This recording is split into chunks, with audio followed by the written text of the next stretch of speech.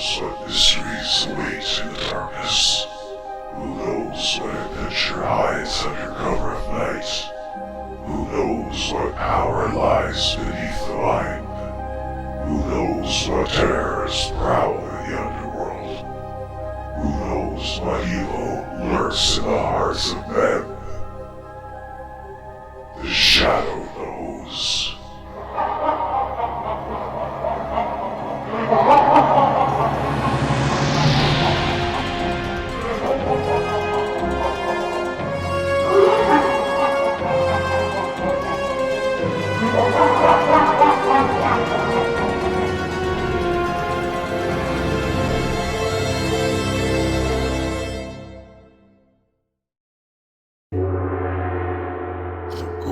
Master.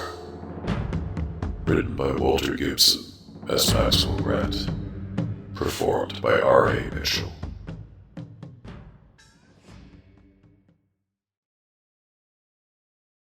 Chapter 1.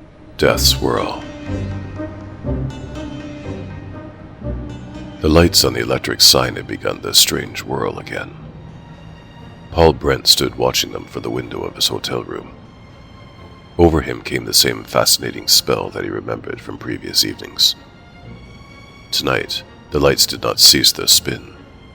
Gripped by their curious magic, Paul felt a surge of recollections as rapid as the lights themselves. Odd about that sign. It stood atop a low building on the other side of Broadway.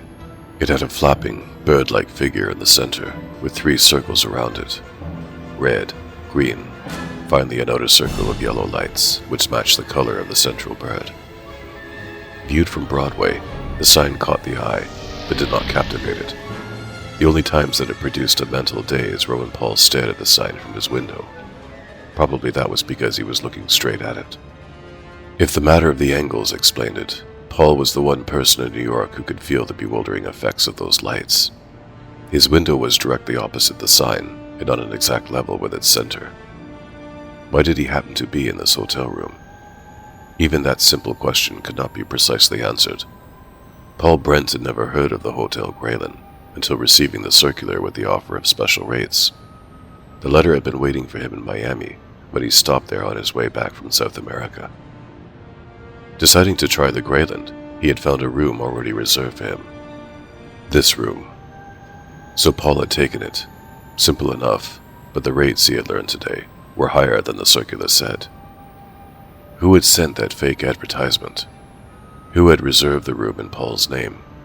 Who, the final question jarred Paul despite his increasing daze, was responsible for those devilish lights with their crazy flip-flops and maddening whirls? The questions seemed to jumble, like the circles. Of a sudden, the lights went blank. So did Paul's thoughts. He saw the blackened square of the extinguished sign, but the roar of Broadway traffic was gone. Paul was in the midst of a vast calm, from which he actually expected the token that came. He seemed to hear a voice, like a distant call, yet cold and level in its pitch. Paul Brent. Paul Brent. Paul's squarish face was frozen. Its tan gave it the effect of a cast molded from bronze. His eyes were fixed in an unseeing stare. His lips did not move, yet he felt himself speak a word in answer. Yes. You have heard me. You know my name. This time, Paul's lips opened. Without knowing where the thought came from, he replied spontaneously. You are Shiwan Khan. I am Shiwan Khan. The icy tone seemed closer, yet its pitch had not changed. And you are ready to obey. Follow every thought that comes to you. Slowly, Paul turned from the window. He sat at a writing desk that was strewn with papers. From them, he brought a cardboard folder, opened it, and mechanically thumbed the papers that he found inside. They were orders for commercial airplanes to be delivered to South America. They were made out to Globe Aircraft, the firm which Paul represented as a technical expert. He had gone to South America to arrange the final specifications. He had the needed details on another sheet of paper. He could have copied them directly to the orders, but the paper that Paul picked up from the desk was blank. His eyes, though, saw writing on it in a hand other than his own. The hand of Shiwan Khan. First, Paul added amendments to the orders. He increased the number of certain planes, eliminating others of a definitely commercial type. To the specifications for those that he increased, Paul called for a special wing design used in military aircraft. With that, he wrote the comment, required for flights across the Andes Mountains. Next, he changed the motor type from KJ-4 to WI-7, code numbers used by Globe Aircraft. The orders for WI-7 would please them at the factory, for they already had a few hundred of those new type motors in stock. It would also puzzle them, for Globe had built those new motors for delivery to the United States government. On the South American orders, Paul wrote, for immediate delivery. Finally, he produced a government order that he had picked up while in Washington. It called for delivery of 300 WI-7 motors within 2 months, specifying that following such delivery, future motors of that type must be built for the government only. A conniving chuckle came from Paul's lips. It was a forced tone, a gloat that seemed rather to belong to the unknown Shiwan Khan. The government contract showed a figure 2 to specify the number of months. Paul inserted a figure 1 in front of it, producing 12 as the total of months. With a year to go, the Globe factory could easily ship the South American orders and then begin producing motors for the government. No longer puzzled, they would be doubly pleased at this chance to make a big commercial sale ahead of the government's deadline. This would win Paul real approval from the factory, until Washington heard about it. Thought of an unpleasant future did not deter Paul from his next action. Still following the controlling thoughts of Shiwan Khan, Paul folded the order sheets into a large envelope that was already stamped and addressed to Globe Aircraft. Putting on his hat and coat, he walked stolidly from the hotel room. The elevator operator noted Paul's trance-like expression while he was riding down to the lobby. So did the bell captain when Paul dropped the envelope in the mailbox. But neither observer made comment, for the tan-faced man seemed to know what he was about. They saw Paul Brent walk out through the side door. On the sidewalk, Paul waited for a taxicab. That was the first real evidence that his brain probably wasn't right. No cabs ever stopped on the obscure side street. They always pulled up to the front door. Tonight was the exception. Paul had not waited a dozen seconds before a cab wheeled from a parking place and stopped for him. The young man stepped into the cab as if it belonged to him, which in a sense it did.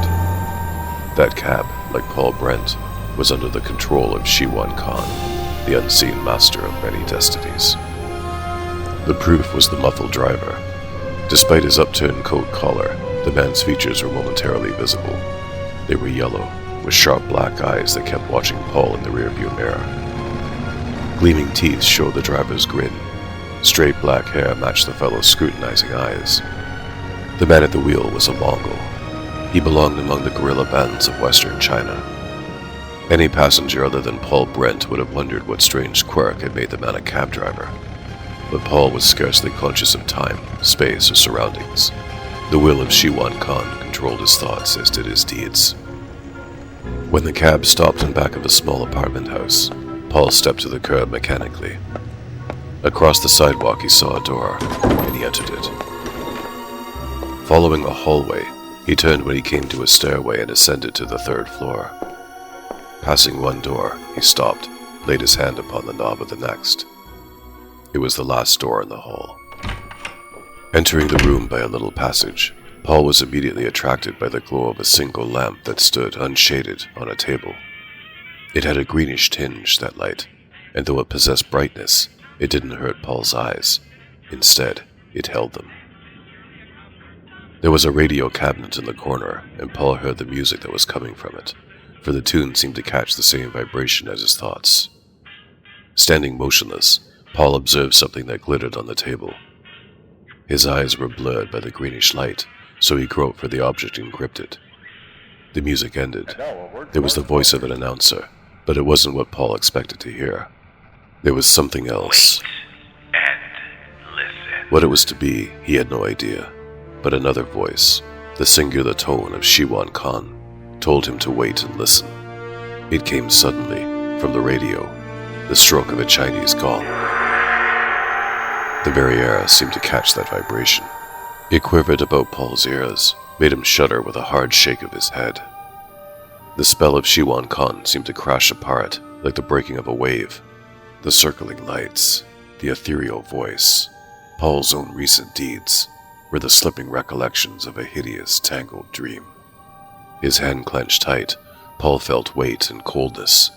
He looked at the object that he held. It was a .32 revolver.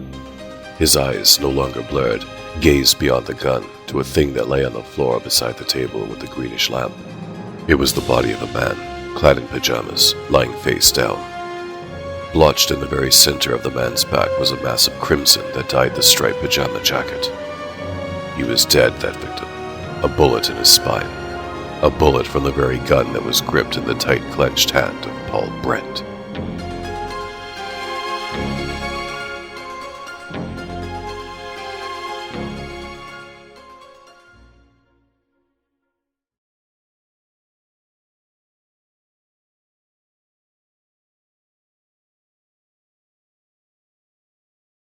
Chapter 2. Figures from Gloom. I killed him. Paul Brent spoke the words calmly, with a trace of satisfaction. Then, the memory of his own voice alarmed him. I killed him. It was almost a query, that higher pitch. Paul uttered it desperately, as if to fight off a conviction that must have been inspired from someone else. Panic caught him. He wanted to dash from the place, raving the news of murder. Then came a flood of reason. Paul couldn't remember coming here. He'd never seen the place before. The gun wasn't his. He had no idea who the dead man might be. It didn't make sense, this murder. Or did it? Doubt was back again.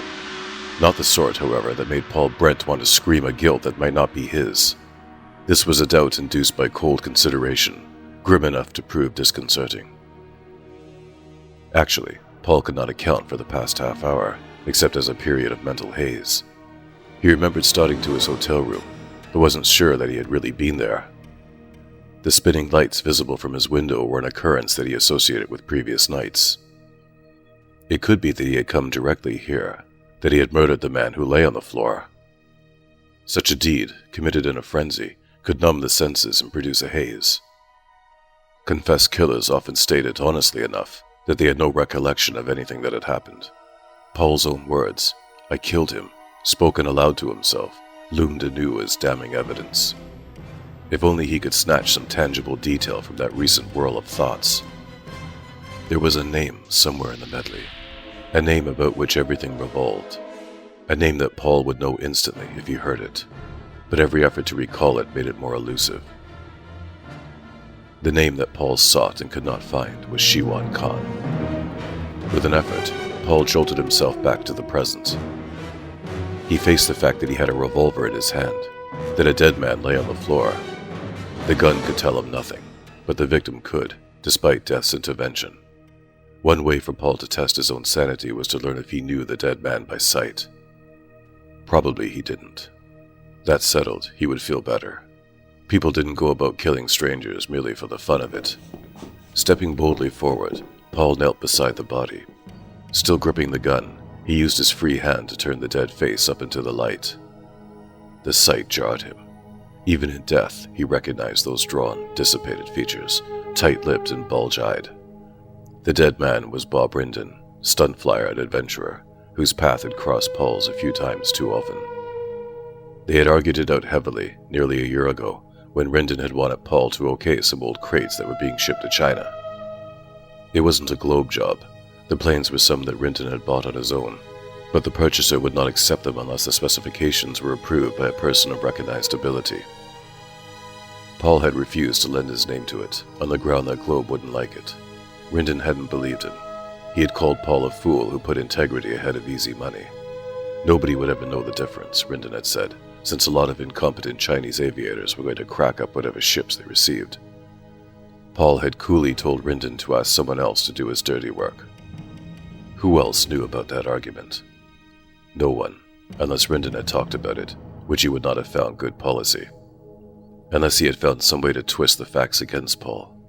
Nevertheless, it wasn't pleasant for Paul to find that this dead man was an acquaintance, even though he hadn't seen Rindon for nearly a year.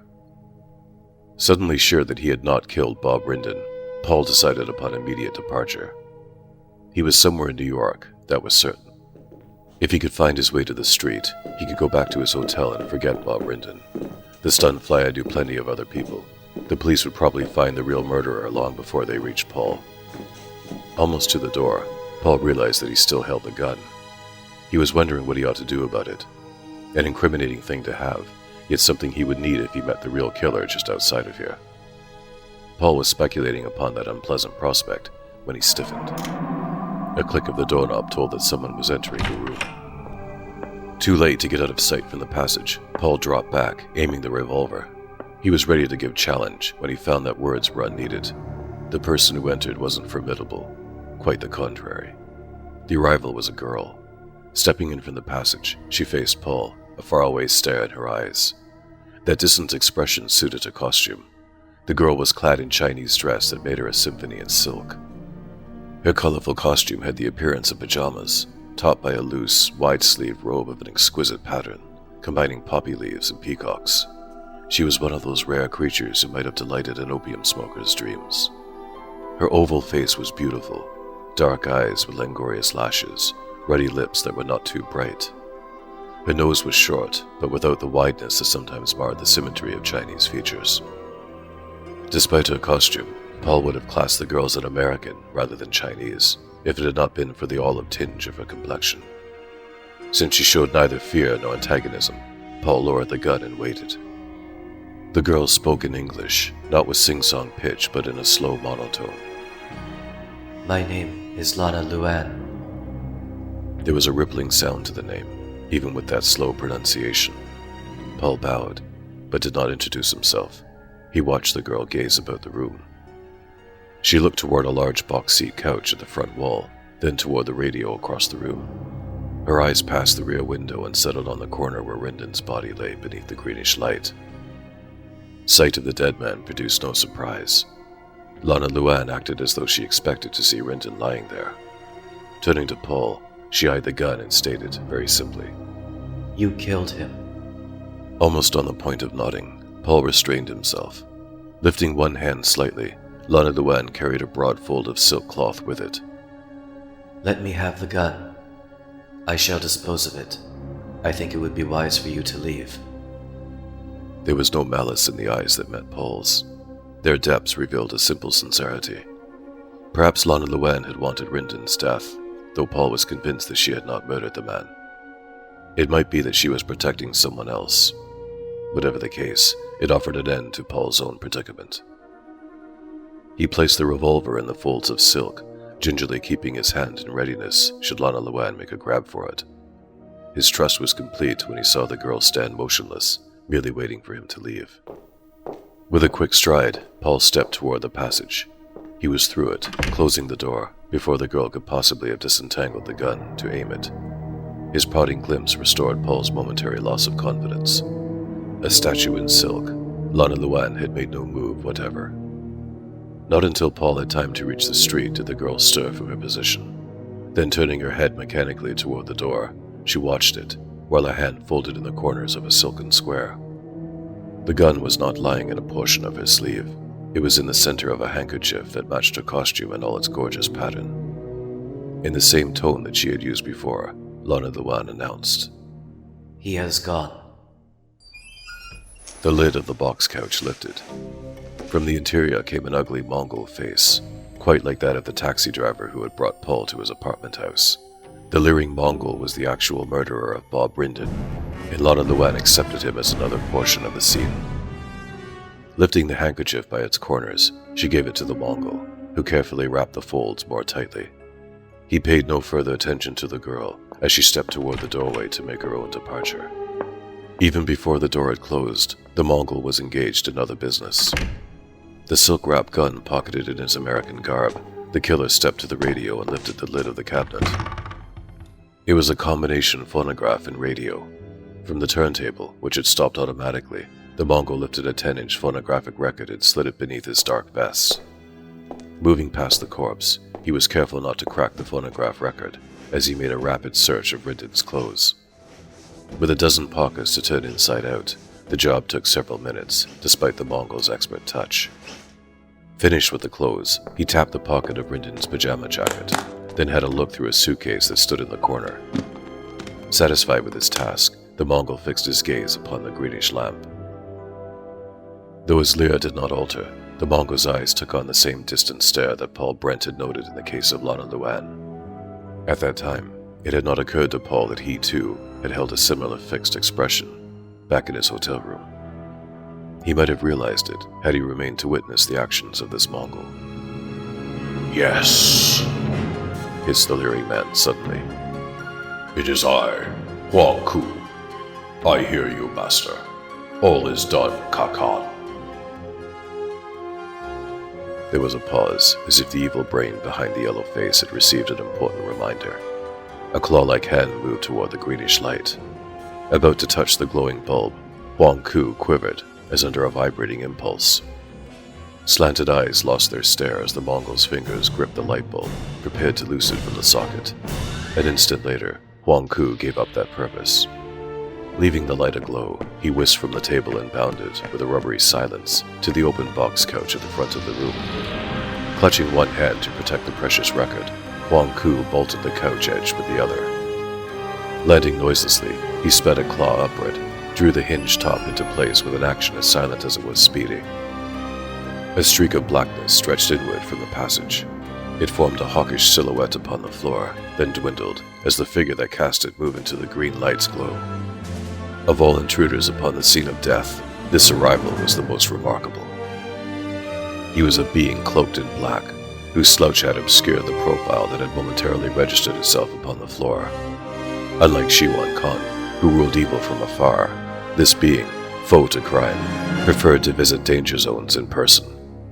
The green glow had welcomed a final figure from the gloom, the Shadow.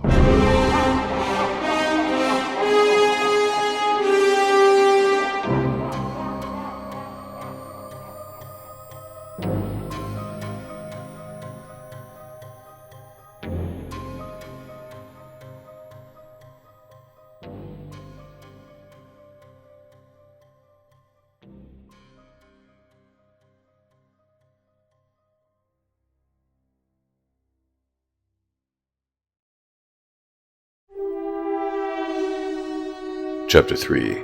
Crime's Evidence.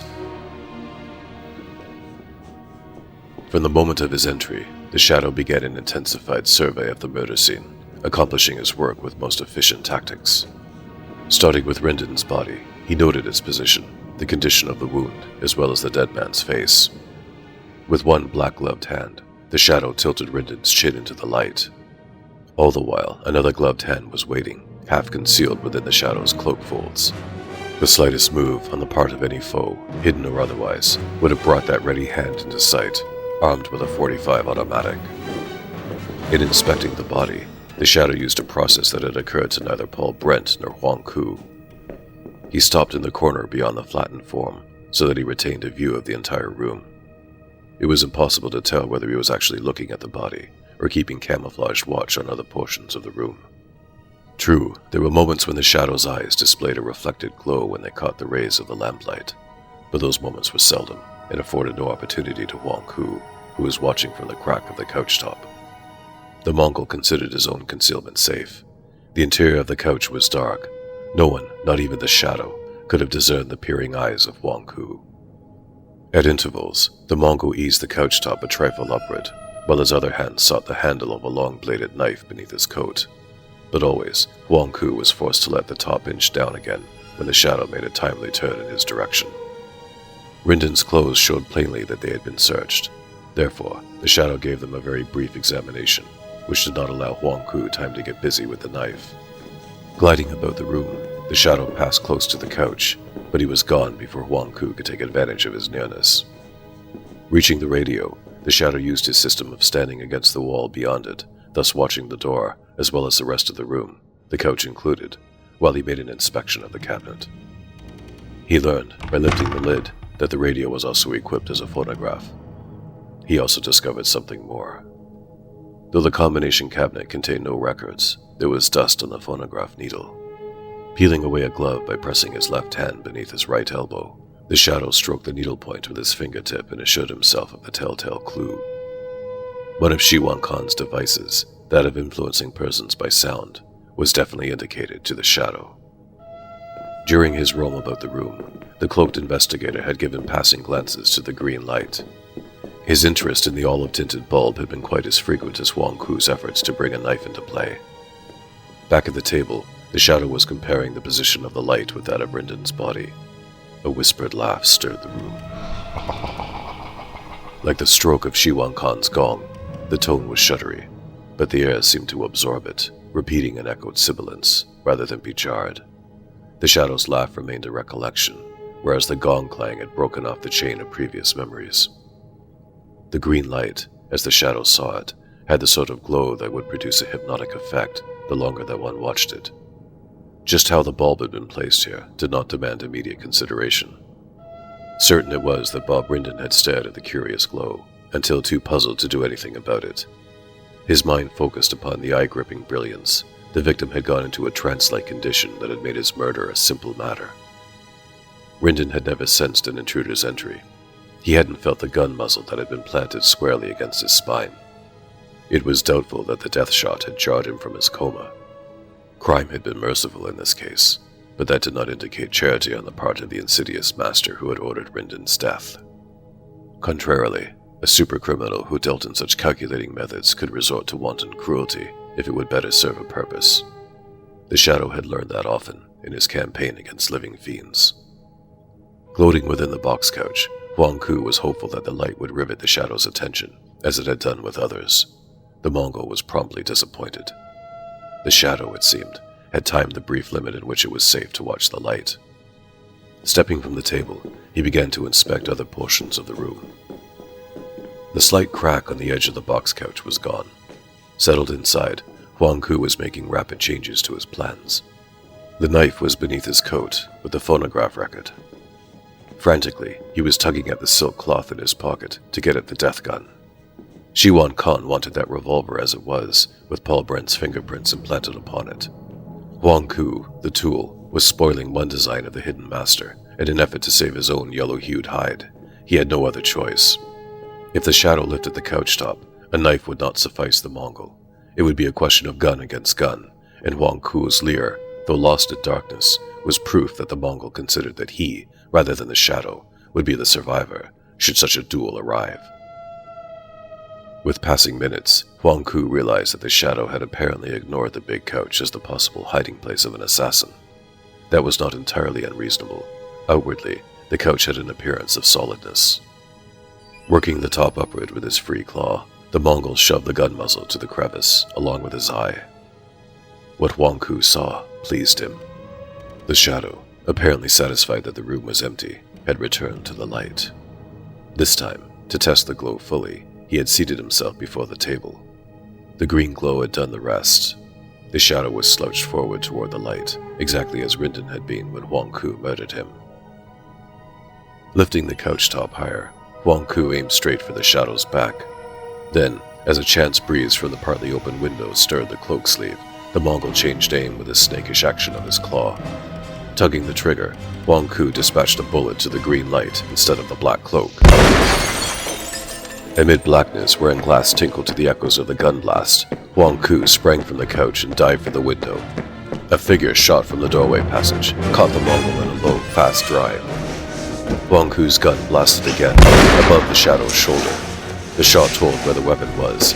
A gloved hand clamped the Mongol's gun wrist. Wrenching wildly, Huang Ku managed to dodge the stroke of the Shadow's gun. Letting his own revolver scale from his hand, he clawed at the long-limbed adversary who had sped in, cloakless, to intercept him. Huang Ku was fighting with the fierce writhe of a giant python, which told that his present desire was escape. Huang Ku's hearing was no keener than the Shadow's. The Mongol had caught the creak of a door hinge before the Shadow entered. Similarly, the Shadow had heard vague indications of the Mongol's rapid sneak to the box couch. After lulling the hidden killer, the Shadow had tricked him into showing his hand. Noting the betraying crack along the couch edge, the Shadow had seen it disappear. Whisking off cloak and hat, he had draped them on the chair near the table. Choosing the passage, the Shadow had watched for Huang Ku's thrust. Only the chance breeze from the window had prevented Huang Ku from completely gobbling the bait. By shooting out the light, the Mongol had somehow equalized matters. His gun gone, Huang Ku was after his knife. If gripped by the twisty yellow hand, the blade could prove a powerful weapon in this grapple. The Shadow was not deceived by a crackle that came from beneath Huang Ku's coat. It was the phonograph record, not the Mongol's ribs, that had cracked. To get the range he wanted, the Shadow whirled Huang Ku toward the window, then loosed him with a half-fling. Dropping back, the Shadow aimed his gun, but the quick-witted Mongol didn't wait. Head foremost, he crashed through the window, ruining the half-lift sash with his huge shoulder. Landing on the low roof, a story below, Huang Ku made a lope for the roof edge. By then, the Shadow was at the window, aiming his automatic. Had his finger tightened in its squeeze, there would have been one less Mongol in the service of Shiwan Khan. But the Shadow was forced to hurry the shot with a jerky motion. A man lunged in front of the doorway. Behind him came the glare of a flashlight. Jabbing his shot at Huang Ku, the Shadow let the recoil carry him about. A tall figure in evening clothes, one arm raised to hide his face, he drove squarely upon the pair who had arrived to start a combat of their own. They were headquarters police. The Shadow learned that he had tussled with them. The flashlight had clattered to the floor, and in the darkness the two men handled their guns earnestly, but with bluntness rather than speed. The Shadow treated them to jiu-jitsu tactics, which they recognized but could not duplicate. The police guns, when they talked, merely shot into darkness. One detective was flung in a backward somersault that brought him, gunless, against the box couch. The other was launched into a spinning dive that ended when he crashed into the radio cabinet. Whipping his cloak and hat from the chair, the Shadow sped out through the doorway. The half-groggy dicks were groping for their guns. Finding them, they performed individual crawls toward the glowing flashlight on the floor. Their paths crossed before they reached it. They locked in a well-matched grapple. By the time they had taken a few wild slugs at each other, they discovered their mistake. By then, it was too late for them to even trace the combatant who had so suddenly left them. The Shadow had reached the rear street, where he, in his turn, was learning the futility of gaining an immediate trail. Again wearing hat and cloak, the Shadow used a tiny torch to discover small blobs of blood that ended after a few yards. His shot had clipped Huang Ku, but probably not seriously. The Mongol had reached friends and was safely away. Those blood splotches, however, were not the only clues that he had dropped. Along the sidewalk, the Shadow found a few fragments of a broken phonograph record, which he promptly gathered. Then, with a swift glide across the street, the cloaked figure merged with the opposite darkness. Like others whose paths had crossed the trail of Shiwan Khan, the Shadow was gone into the night.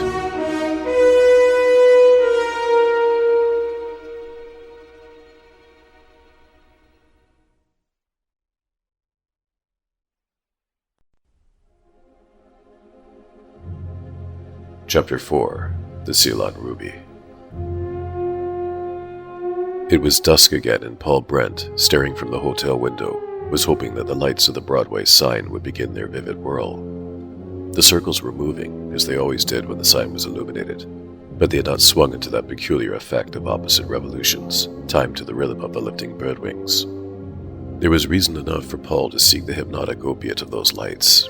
He felt that they, alone, could cure him of a different sort of bewilderment, which the day's events had induced. On the writing desk lay a newspaper with an account of Bob Brinton's death. It told that the murdered aviator's body had been found, following a phone call to the police. Who had given the tip-off, the newspaper didn't say, but it had been a timely one. Headquarters men had almost managed to capture a well-dressed intruder on the premises. Unfortunately, the man had slipped them. Paul agreed that it was unfortunate. He was convinced that he wasn't the man in question. Whatever else he might have done, Paul hadn't wrestled with a brace of detectives. He at least remembered leaving Rindon's apartment and coming back to the hotel. In his opinion, the murderer had returned to the scene of the crime, and the police had nearly trapped him. A near capture, however, did not lessen Paul's own dilemma. The newspapers had said that the police had recovered the death gun and were checking it for fingerprints. Only too well did Paul realize that he had left his own imprints upon the revolver handle. Between him and arrest stood a barrier. His fingerprints were not on file. But that would not help if the police learned that he was a friend of Rindon's and decided to question him. Once his fingerprints were taken and compared with those on the gun, Paul Brent would be charged with murder. He remembered how Lana Luan had let the gun nestle in the folds of silk. Was the lovely Chinese girl a party to the plot that might brand Paul as the killer? He did not know, but he hated to believe that she was. The arrival of the returning murderer could have forced Lana Luan to drop the revolver and flee. In fairness to her, Paul was ready to accept that explanation. What bothered him most was a telegram from Globe Aircraft. It acknowledged receipt of the orders and stated that they were being put through with the recommended changes. Paul had received that wire this afternoon, and the fact that the order sheets were missing proved that he must have mailed them. Unquestionably, he had done so during the same day's period in which he had gone to Rindon's place. Paul could remember the lights. He was sure that they were responsible for all that had happened. That was why he wanted to see them spin again, and hoped that while under their influence, he could recapture some important details of yesterday. While Paul watched, the circles began their concentric revolutions. By the time they had returned to normal, he was receiving the projected thoughts of Shiwan Khan. Under the control of the being whose name he again could have spoken, Paul went to the writing desk. Picking up a pencil, he wrote mechanically upon a sheet of paper, following the mental dictation that came through his own brain. The quiver of a gong rang through Paul's head. With a shudder, he found himself at the writing desk. The name of Shiwan Khan was erased from his memory, but upon the paper, in handwriting that was Paul's own, the young man saw, "It would be unwise to deny that the orders are as stated. Mistrust by Globe would result, demanding full explanation. Such details would produce a link to Rindon's death and bring suspicion from the police." Though the statements were not Paul's own, they might just as well have been by the time that he had read them. Until then, he had not connected the altered orders with the scene at Rindon's. Knowing at last that they were joined, Paul saw the entire logic. Some master brain had forced him to an illegal action that had framed him as a murderer. Should he repudiate the deed that he had actually performed, Paul would be convicted of a crime that he had not committed. Self-preservation demanded that Paul Brent take no step to free himself from that dilemma. He could only trust that in some way the schemes of a master plotter might be frustrated, thus releasing Paul, and perhaps others, from the insidious, invisible control. Circumstances enmeshing Paul Brent were not as bad as he had imagined. There was bluff behind the message that Shiwan Khan had forced the dupe to write. The shadow had scored definite points against his invisible superfoe, but at present was reaping the fruits of his partial victory. During the periods when he discarded cloak and hat, the shadow frequently posed as Lamont Cranston, a wealthy globetrotter who spent many of his idle hours at the exclusive Cobalt Club. The membership list included Cranston's friend, Police Commissioner Ralph Weston, who liked the quiet of the club for after-office conferences. As was usual, when crime was on the rampage, Weston was at the Cobalt Club chatting with his ace inspector, Joe Cardona, while Cranston sat by, almost a disinterested listener. Actually, the Shadow was learning just how far the law had advanced with the Rindon case. "There's not enough prints of that gun to convict a flea," Cardona was growling to the commissioner. "Whoever handled it last smudged it so badly that we might as well forget it." The Shadow's lips framed a slight smile. Though he had not learned of Paul's visit, he knew that the death gun, if kept by Huang Ku, could have proven a valuable tool in the incrimination of an innocent party. Lack of Huang Ku's fingerprints did not matter. The Shadow intended to find that murderous Mongol himself. "I let the reporters think we had the prints, though. I told them, too, that we found out about Rindon, how he'd gone to a place called Xinjiang to sell a lot of old crates to the government there, after he couldn't unload them in China." Xinjiang is part of China, Corrected the commissioner. They call it the New Dominion. Am I correct, Cranston? The smile was traceable upon the hawkish, mask-like features of Cranston. His tone was leisurely when he spoke. Xinjiang is not precisely what they call it. A new dominion, yes, but in a sense its own dominion. It lies between Tibet on the south and Mongolia on the north. It is a restive land in some ways, strangest that I have ever visited. Why so? It is close enough to feel the influence of Tibet, the one country where mind rules supreme, yet it feels the force of Mongolia, where brute strength have long been a standard. Xinjiang may someday become the very heart of Asia. Weston decided to test Cranston's knowledge of geography further. The commissioner nodded to Cardona, who produced a small, ruddy object that glimmered in the light. Holding it upon the palm of his hand, Weston displayed it to Cranston. The object was an exquisite ruby of ancient cut. Could this have come from Western China? Not originally. Stones of pomegranate red like that one are mined only in Ceylon. I told you. Weston gave a nod to Cardona. This must be one of the rubies from the Twindle collection. Rendon probably bought it from one of those dealers in Maiden Lane. The Shadow was instantly intrigued. He knew of the famous gem collection owned by Benjamin Twindell, a wealthy and eccentric New Yorker. Twindell had been exposing of his gems in batches during the past 6 months. He wanted cash, so he said, to buy up more famous precious stones. A connection between Rendon and the Twindell gems offered new angles. In Cranston's casual tone, the Shadow asked, "You say this ruby belonged to Rendon?" "We found it in his vest pocket," intoned Cardona. "Tucked out in the corner. Whoever turned those pockets inside out missed finding it. All right, the ruby didn't come from China." "It could have. Rendon was in Xinjiang. He might have obtained the ruby there." Cardona didn't agree. "Maybe they kick people's heads around for footballs in Xinjiang, but they don't shoot marbles with rubies. I talked with a lot of gem dealers. They say that the only valuable stuff that comes from the territory is jade. Besides, Thorner says it looks like one of old Twindell's rubies." "Who is Thorner?" "Twindell's representative. He buys up whatever Twindell tells him. Right now, Thorner says the old man's gone nuts over the Chinese curios. Thinks they're bargains because a lot of them have shipped over here for sale.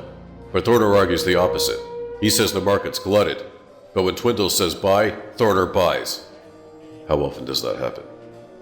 "Whenever there's an auction down in Chinatown to hear Thorner talk. But to get back to the ruby, Thorner's sure it was one of Twindell's lot, so there's no use wasting time by going to see a few small fry dealers." When Cranston strolled from the club, he left Weston and Cardona checking list of Rendon's friends. From the names and addresses already compiled, it appeared that they would have to get out an international search warrant, if such a thing existed, to even find the people that the dead stunt flyer knew. They had picked a tougher task than rounding up all the gem dealers in New York. But the Shadow, meanwhile, had set himself a simple and direct task. He intended to visit the next important auction that was held in Chinatown. From a blue-lit room that served him as a sanctum, the Shadow called his contact man, Burbank. Soon, he was connected through to Dr. Roy Tam, an influential Chinese businessman who had cooperated often with the Shadow. From Dr. Tam, the Shadow learned that the next auction was scheduled for tonight in the curio shop managed by Lu Luk, a Chinese merchant. Dr. Tam knew little about Lu Luk, but he had much to say regarding other matters that the Shadow mentioned. The call finished, the Shadow glanced at the clock upon his table, noted that he had ample time to reach the auction before its scheduled hour of 9. From beneath the table, the Shadow brought a portable phonograph. Upon its turntable, he placed a patched record.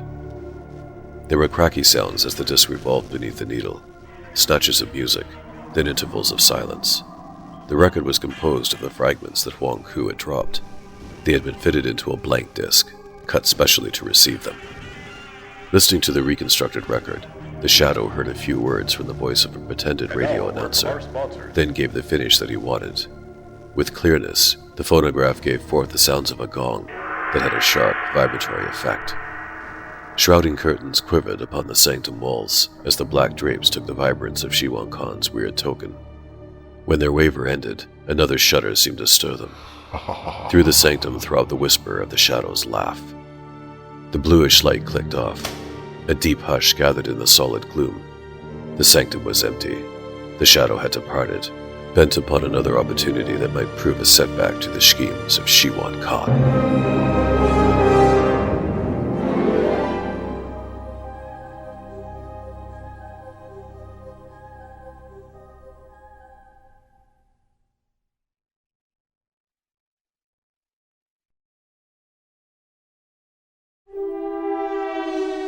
Chapter 5. The Chinese Auction. Lu Luk's store resembled many others in Chinatown.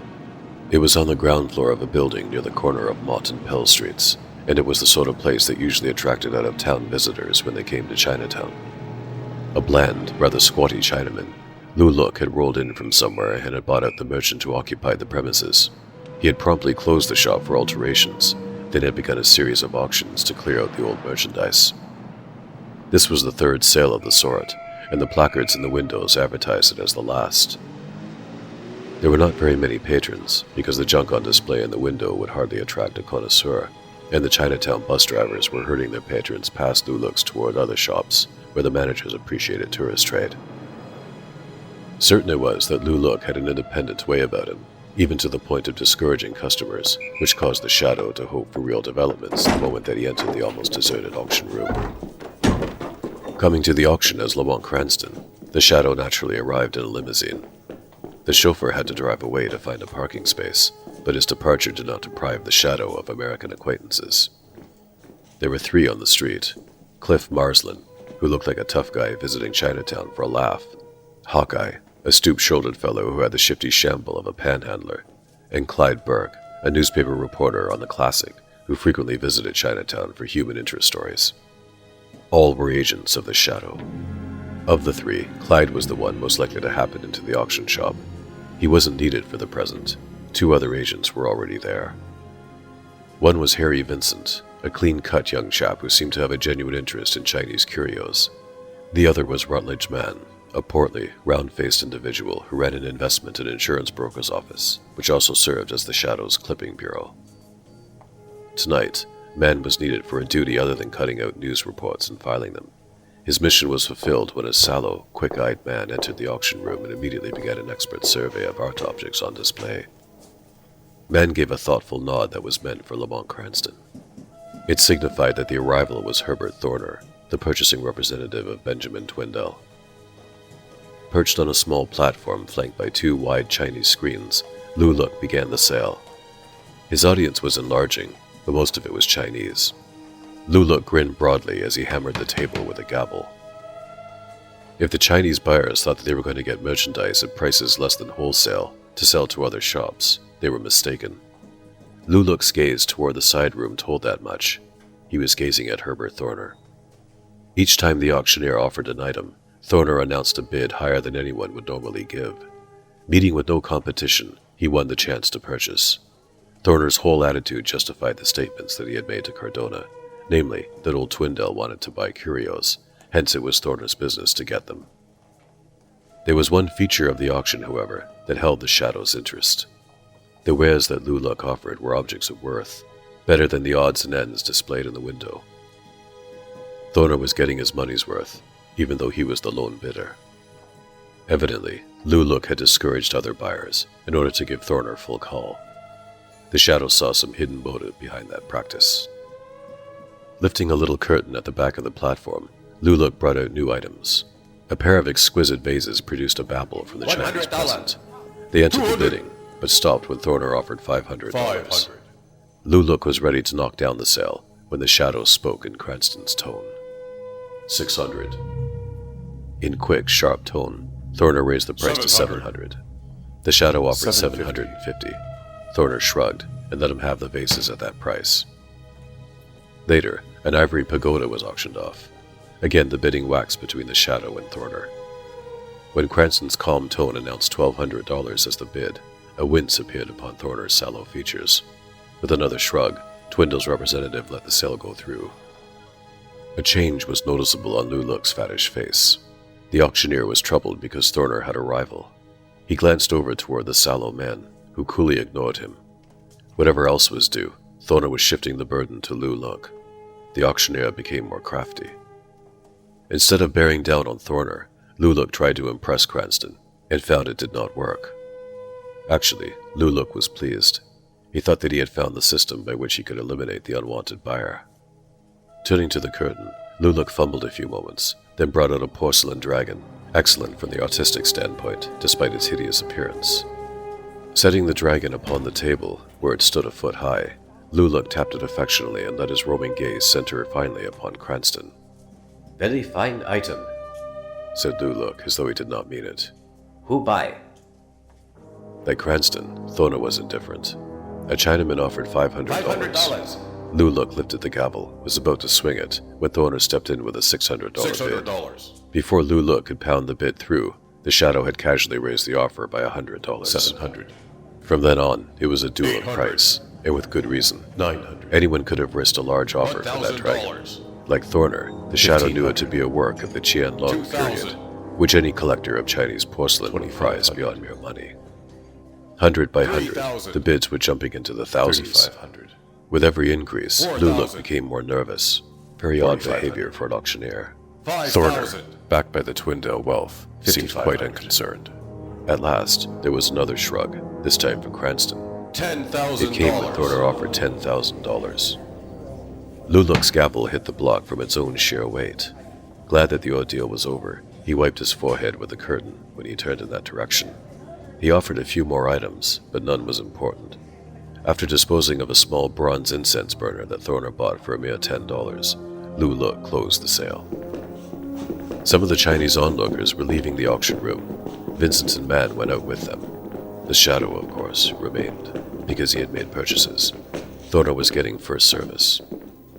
Helpers were carrying his trophies out to a car, the porcelain dragon along with them, but Thorner was not paying for his purchases. He simply signed a receipt, which Luluk accepted, then turned and followed the men who lugged his weighty packages. From the platform, Luluk met Cranston's gaze.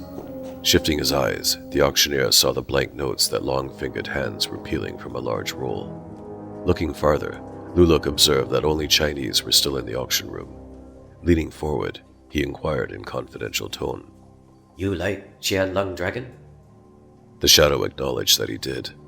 Luluk gripped him by the arm, drew him to the platform. I show you a very good one. Stepping to the curtained shelf at the rear of the platform, Luluk probed beyond it. From the motion of his hands, he was trying to indicate that he was drawing another dragon from the shelf, but there was something wrong with the action. Luluk's hands were too far apart. Before he could finish whatever he was about, the Shadow was making a long leap in the auctioneer's direction. He caught Luluk's left wrist, clamping it tight. The Chinaman's right hand gave a jerk. Instantly, the platform slid apart beneath the Shadow's springing feet. The quick slither of those separating halves was not swift enough to trap him. Like a skater leaving a layer of crackling ice, the Shadow reached the safety of the ledge where Luluk stood.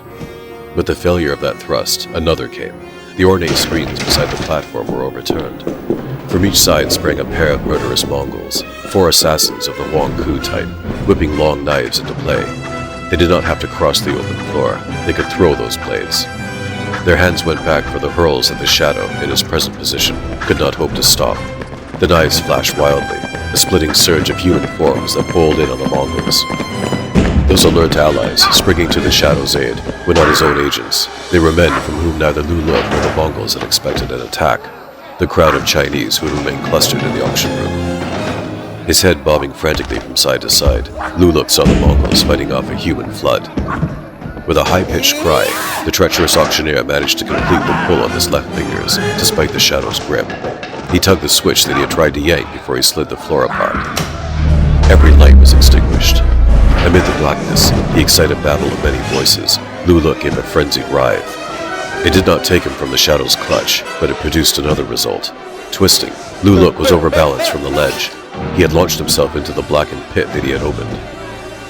Perhaps Luluk preferred the fate that lay below, if it would only free him from the Shadow. But even his suicidal effort did not bring release. The Shadow retained his tenacious grip, though it cost him his foothold on the ledge. Into those yawning depths went 2 locked figures. They were bound for the same destination, Luluk and the Shadow.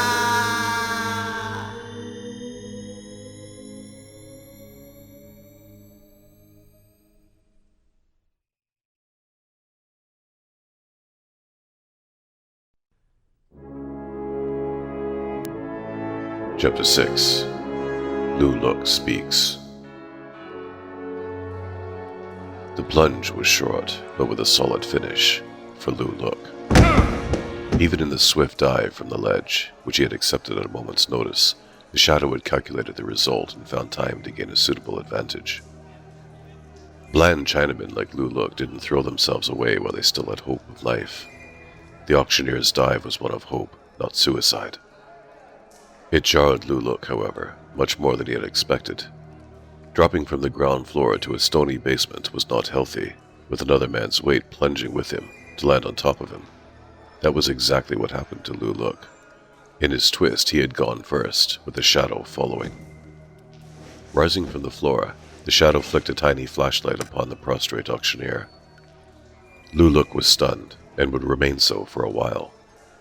From the open trap above him, the Shadow could hear excited yells, too babbled to interpret. It might be that his loyal Chinese needed help. Looking for a way out, the Shadow saw a single door to the stone-walled cellar room. It had a knob, but before the Shadow could grip it, the door did the unexpected.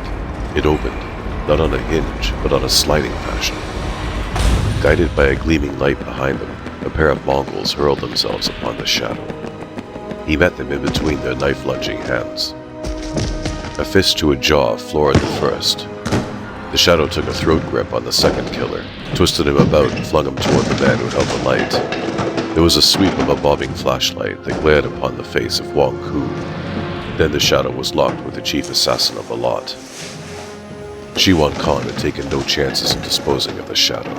He had ordered Wang Ku and 2 others to be ready to deliver the coup de grace after Lu Luke dropped the shadow in the pit. But none of the trio was able to supply the finishing touch. Even certainties were apt to fail against the shadow's strategy. Upstairs, 4 of the Mongol fighters were having a tough time with a horde of Chinese. Meanwhile, the shadow, lone-handed, was giving 3 others an unexpected battle. He had flung Wang Ku aside and was somewhere in the passage when the 3 performed another fling in his direction.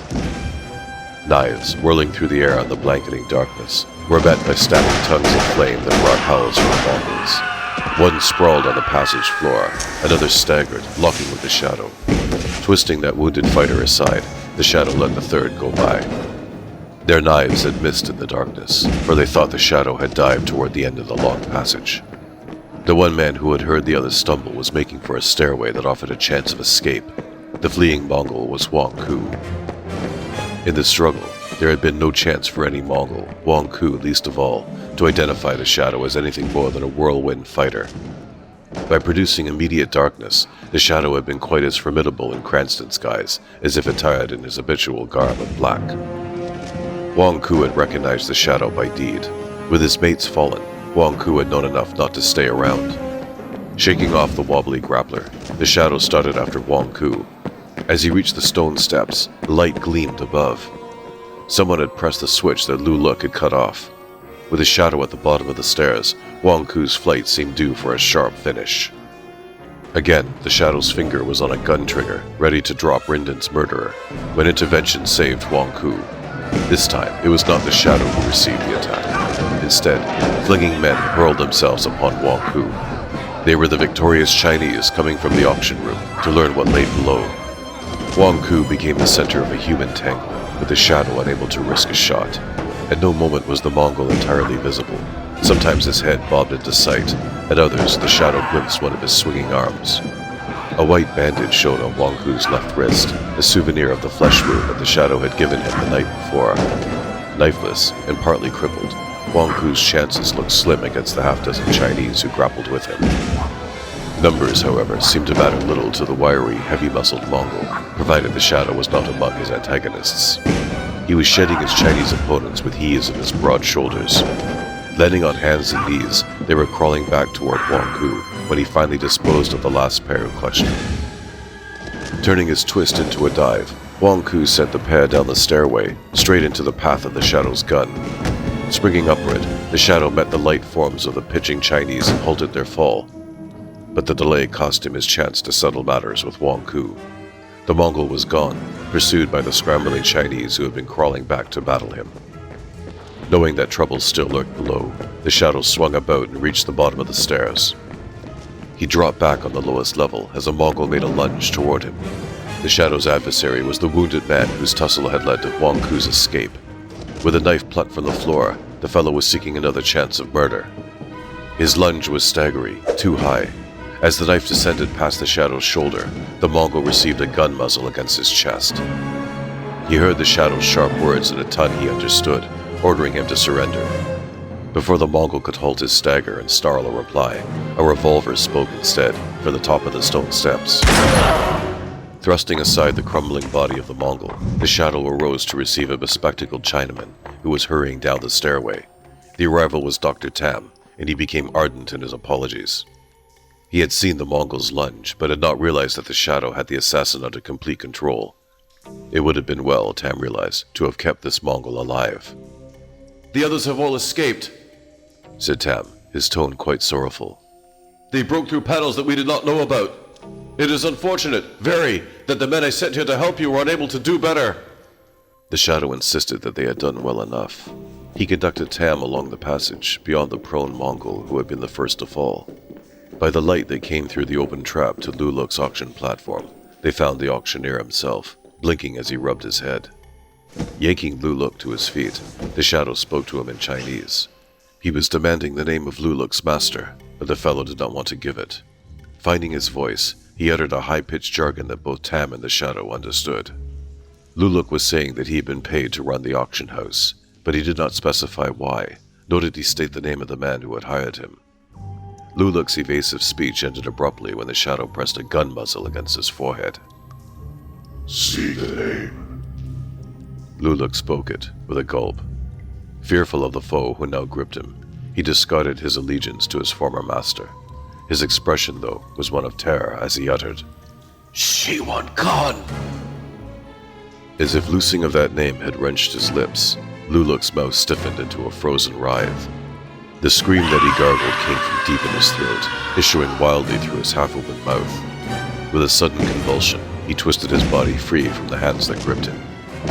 Before the shadow could hold Luluk's tortuous forward lurch, before Dr. Tam could thrust himself in front to break the fall, Luluk, his hands clasped tight to his stomach, struck the floor, shoulder first, jolted with a twisty shudder and flipped face upward, dead. Seemingly, he had been struck down by the invisible hand of Shiwan Khan, in new evidence of the controlling master's unfathomable powers. Nor was that all. Like a token of delivered death, there came a muffled clang from somewhere beyond the confines of that stone-walled pit. Alarm flashed from the eyes of Dr. Tam as the bespectacled Chinaman stared toward his friend, the shadow, but there was no expression of awe upon the mask-like countenance of Cranston. Imperturbably, the shadow pointed to the face of Luluk. Dropping his gaze, Tam saw the stream of blood that was oozing from the dead auctioneer's lips. Internally injured by his fall from the floor above, Luluk had succumbed from the straining effort when he forced himself to utter the name of Shiwan Khan. As for the clang that followed, it was likewise a coincidence. It came again, louder, ending with a smash. There was an echo of tinkling glass. The police were breaking through the front of Luluk's auction house. Shaking Dr. Tam into motion, the shadow started him out through the passage and up the stone stairs. They were crossing the landing when the invading police saw them and raised a shout, but there was no chance for the Chinatown squad to overtake those departers. Just as Wong Hu had woven a path through broken panels and short zigzag passages to escape Tam's loyal crew, so did the shadow and the estimable Chinese doctor elude the blundering police. Through outside alleys, the shadow let Tam lead the way. They were bound for Tam's own headquarters, where the shadow could contact his agents. After that, the shadow and Dr. Tam would mark out the next step in their common cause, the trailing of Shiwan Khan.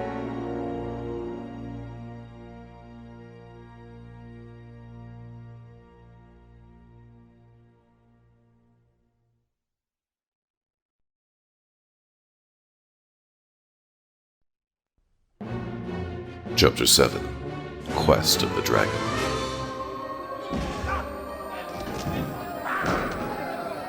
While rapid battle raged in Luluk's place, some of the Shadow's agents had scattered a flock of tough-looking Chinese up front. Dr. Tam had expected such trouble when he concentrated some of his men at the auction house. Though Tong Wars were a thing of the past, lesser feuds still existed in Chinatown. The dispersed Chinese rioters knew nothing about Shiwan Khan, nor did they unwittingly serve him by making trouble. Others of the Shadow's agents had sped away on another appointed quest. They were trailing Herbert Thorner and his load of curios, which included the rare Qianlong dragon. Paced by Mo Shrevnitz, a speedy cab driver in the Shadow's service, the agents had caught up with Thorner's car when it reached its final destination, an old brownstone mansion on an isolated stretch of avenue. They recognized the house the moment they saw it, the home of Benjamin Twindell. The car was expected. 2 stocky servants came from the Twindell mansion and helped the chauffeur unload. Thorner was no longer in the car. He had dropped off somewhere along the route. From the wheel of the cab, Mo made terse comment to Harry Vincent, who sat in back. Penzie Station. Harry remembered that the pursuit had led near Pennsylvania Station, that Thorner could have dropped off there. The purchasing agent had left for parts unknown.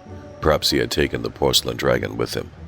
Among the wrapped packages being carried into the mansion, it was impossible to tell if the Qianlong masterpiece was included. Twindell's mansion was built like a citadel. The only policy was to watch it and check on everyone who entered or left. When Mo wanted to follow Twindale's chauffeur, Harry said no. The fellow could supply no information. Mo might be needed later. Soon, Harry's foresight was proven. A cab stopped near Twindale's house. When it drew away, Harry was sure he saw a yellow face behind the wheel. He ordered Mo to trail the other cab and signaled the deployed agents to be alert. The order was too late. Instinctively, every agent had glanced toward the moving cab, then back toward Twindale's house. During the interim, a figure in darkish gray had crossed the sidewalk and taken a short passage that led to a side door. There was no haste in the newcomer's motion. When he reached the side door, he stood there, apparently confident that the drab hue of his attire would render him unnoticed. He was by no means invisible, but his outline was vague, much like a camouflage pattern. Even his saffron face was no more than a blur that could have been a portion of the dingy yellow brick that formed the house wall. The human chameleon lifted one hand slowly, let it glide to a bell button beside the door. Oddly, his finger did not actually press the button. It merely remained against it, then folded into the hand as it descended. Nevertheless, the summons was answered by one of Twindale's husky servants. He was close enough to see the face outside the doorway, that servant, but curiously, he didn't. The gleam of eyes faded as the man in gray let his eyelids droop. The servant's puzzled gaze went past him, almost through him. Then, as though impelled by an idea, the servant nodded. Stepping from the doorway, he looked along the house wall. Seeing nothing, he went back inside and closed the door. The thing in gray was no longer outside the doorway. With its same slow motion, the figure had moved into the house. Watching the servant, the Shadow's agents did not see it go. Again, a conspicuous sight had drawn their attention the wrong way. Gloomy as a morgue, Twindale's mansion had a grand stairway leading to the second floor. Like an ancestral ghost come back to haunt the place, the gray shape moved up the steps, undiscerned by servants who were in the lower hall. At the top, the unheralded visitant turned to the right. At the end of a short passage, he stepped into a lighted room and waited. The room was Twindale's study. It had desks, filing cabinets, and other office furniture, but it also served as a curio room. Except for a few old weapons, which included Turkish scimitars and African spears, the place was filled with the Chinese items that Twindale had begun to collect. Large screens and garish tapestries dominated the scene, but on a mantelpiece above a fireplace opposite Twindale's big desk sat a row of porcelain dragons, 4 in all. They were placed where Twindale could stare directly at them whenever he sat at his desk. Old Benjamin Twindale was at his desk at present, but he was not looking at the mantel. Instead, he was cackling gleefully over a new prize, a 5th dragon that stood on the desk. Against the black background was a large safe set in the wall behind his desk. Twindale's face looked very white and withery, but his eyes were sharp, and his hands, despite their tight skin thickness, were very quick. Those hands were fondling the new dragon as they would stroke a pet. At moments, Twindale's fingers went tight and clutched the smooth porcelain. Those moments marked his greatest glee, and Twindale had a habit of tilting his head back when he cackled. In the midst of one tilt, his chortle ended in a sharp croak. Twindale's eyes had sighted the figure in the doorway. His lips gave a fish-like gasp. Then from his thin throat came the name, Shiwan Khan.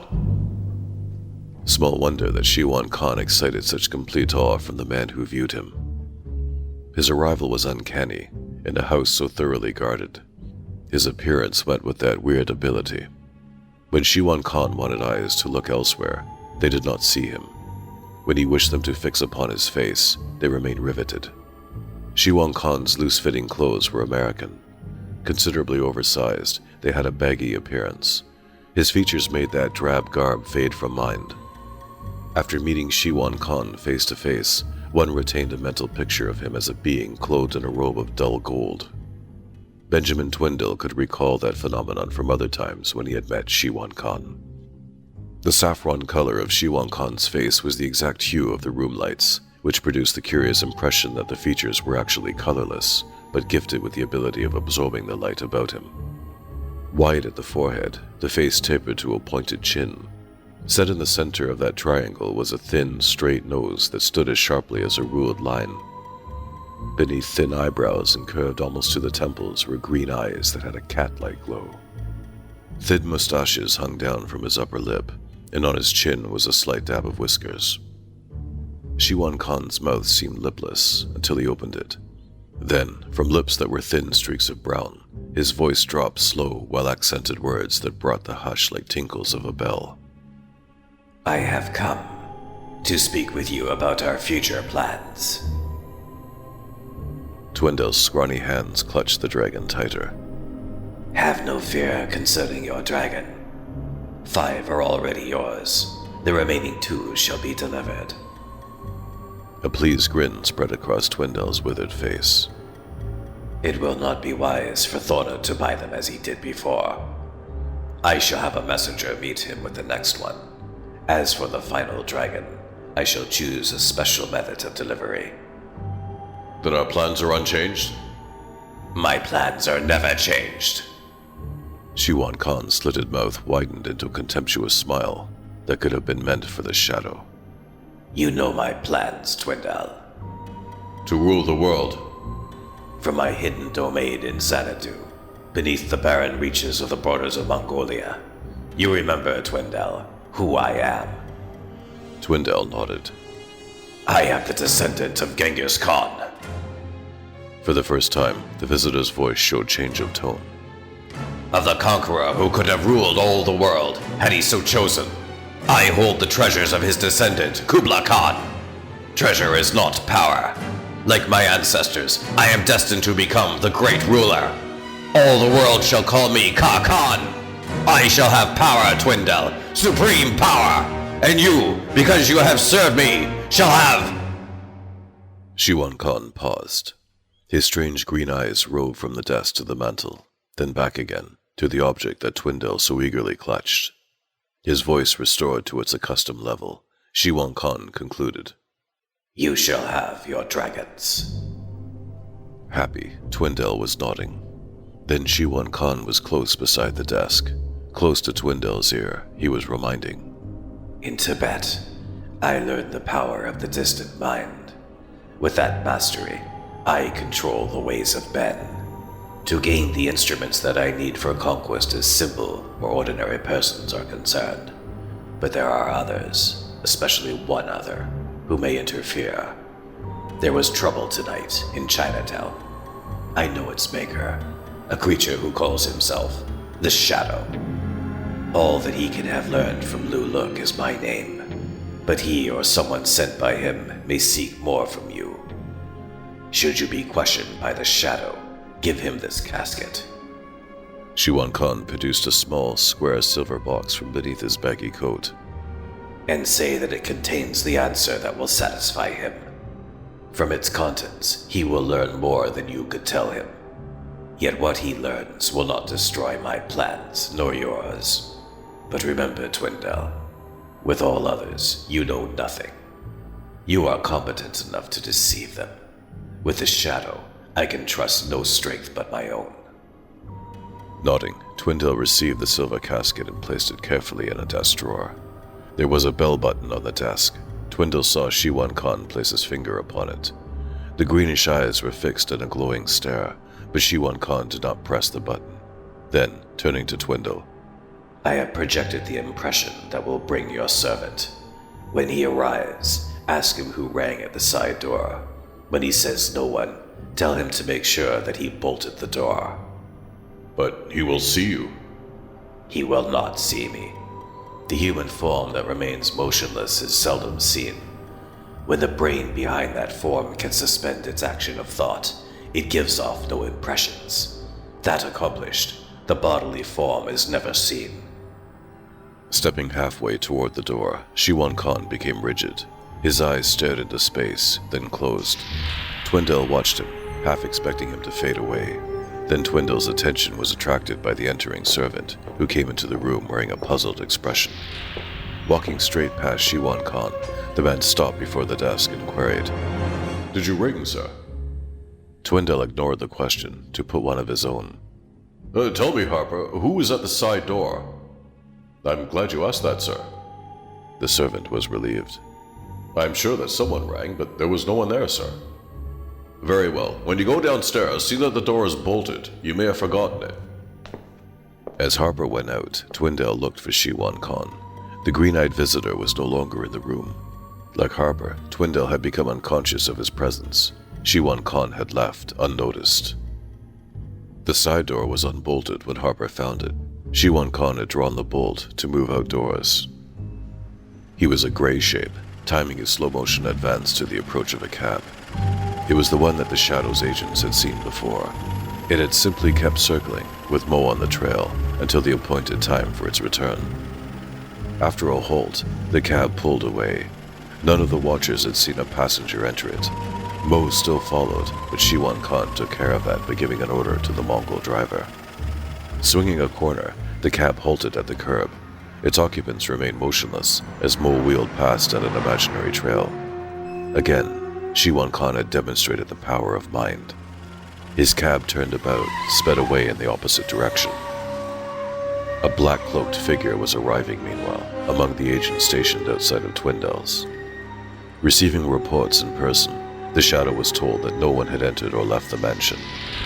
Only the Shadow could have detected the weird coming and going of Shiwan Khan, and the Shadow had reached the scene too late.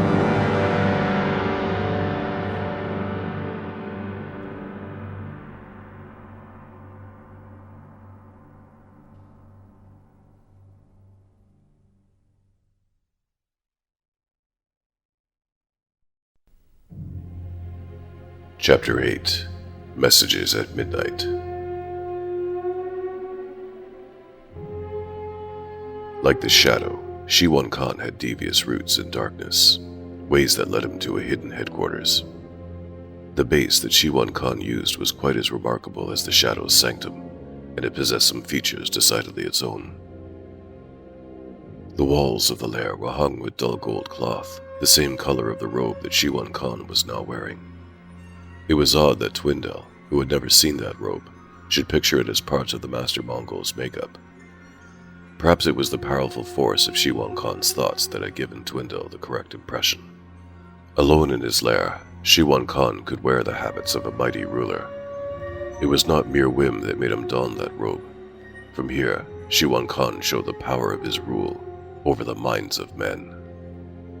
Opposite the door of the gold-walled room was a small alcove. There, Shiwan Khan seated himself in a chair that had the ornate appearance of a small throne. Coupled with that ancient touch, the chair had a modern feature. It swiveled when Shiwan Khan turned about. Facing a glass board that covered the rear wall of the alcove, Shiwan Khan gave further evidence of his ability at thought projection.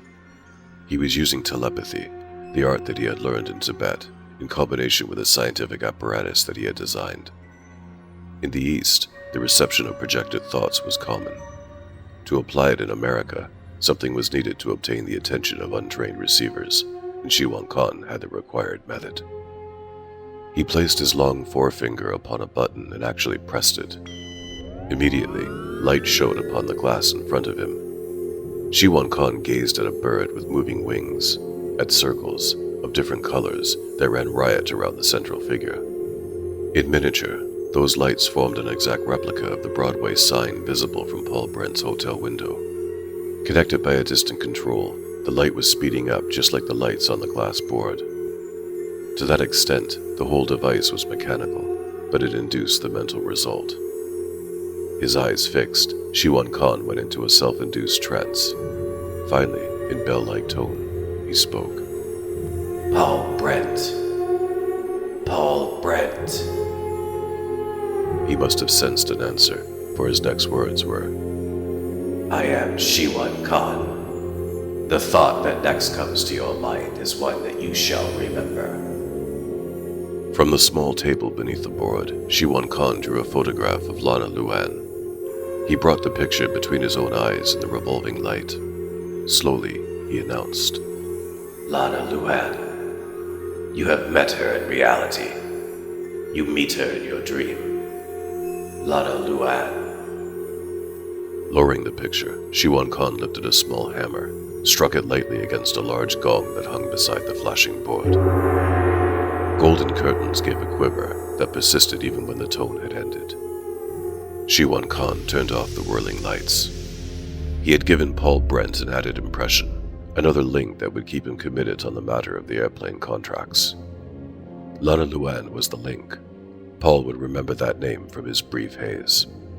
But again, as before, he would not recall the name of Shiwan Khan.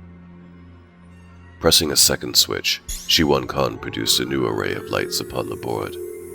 They showed a many-colored sign advertising a brand of cigarettes. The lights came on with a long glow, then unexpectedly went off. The blank seemed timed, for when the glare appeared again, it came at an instant that produced a pulsating throb from Shiwan Khan's gold-clad form. The same effect jarred a gray-haired man who was pacing the veranda of a penthouse near Times Square. He saw the lights of the real sign, a huge affair, a dozen blocks away, and stopped his incessant walk. Many persons would have recognized that gray-haired man. He was Guy Chadbury, who held controlling interests in several companies that manufactured explosives. Chadbury had recently been in the news because of his testimony to congressional committees in Washington. Chadbury had been authorized to manufacture munitions, chiefly bombs for airplanes, to determine the potential output of his factories in the event of war. At present, quantities of such munitions were ready for delivery to the government, along with Chadbury's reports. In New York for conference with the managers of his factories, Chadbury had obtained this penthouse at a bargain rate to complete an unfinished lease. Every night he had been attracted by the lights of the cigarette sign. They had a timing that caught the eye and held it, but only at certain hours. Chadbury had watched them often, wondering if the effect would occur again. Again, the lights had found the rhythm which fascinated him. His arms propped on the railing, Chadbury became motionless. The world was a void, except for those repeating lights. Even they seemed to blur as Chadbury heard a slow, faraway voice, which struck him as familiar. Guy Chadbury. Yes. I am Shiwan Khan. When I speak, all obey. From then on, the voice was closer, wording thoughts that seemed to grow in Chadbury's own mind.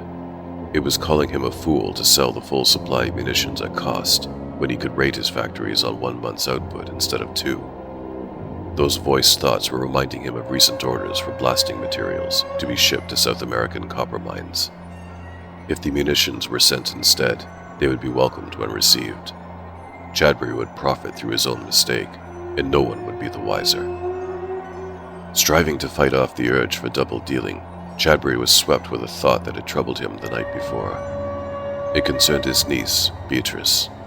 She was his brother's daughter, but close enough to Chadbury to be his own. Through his mind throbbed the uncontrollable conviction that Beatrice was linked with the plan in question, that her safety depended upon his going through with it. Turning in a trance-like fashion, Chadbury walked into the penthouse.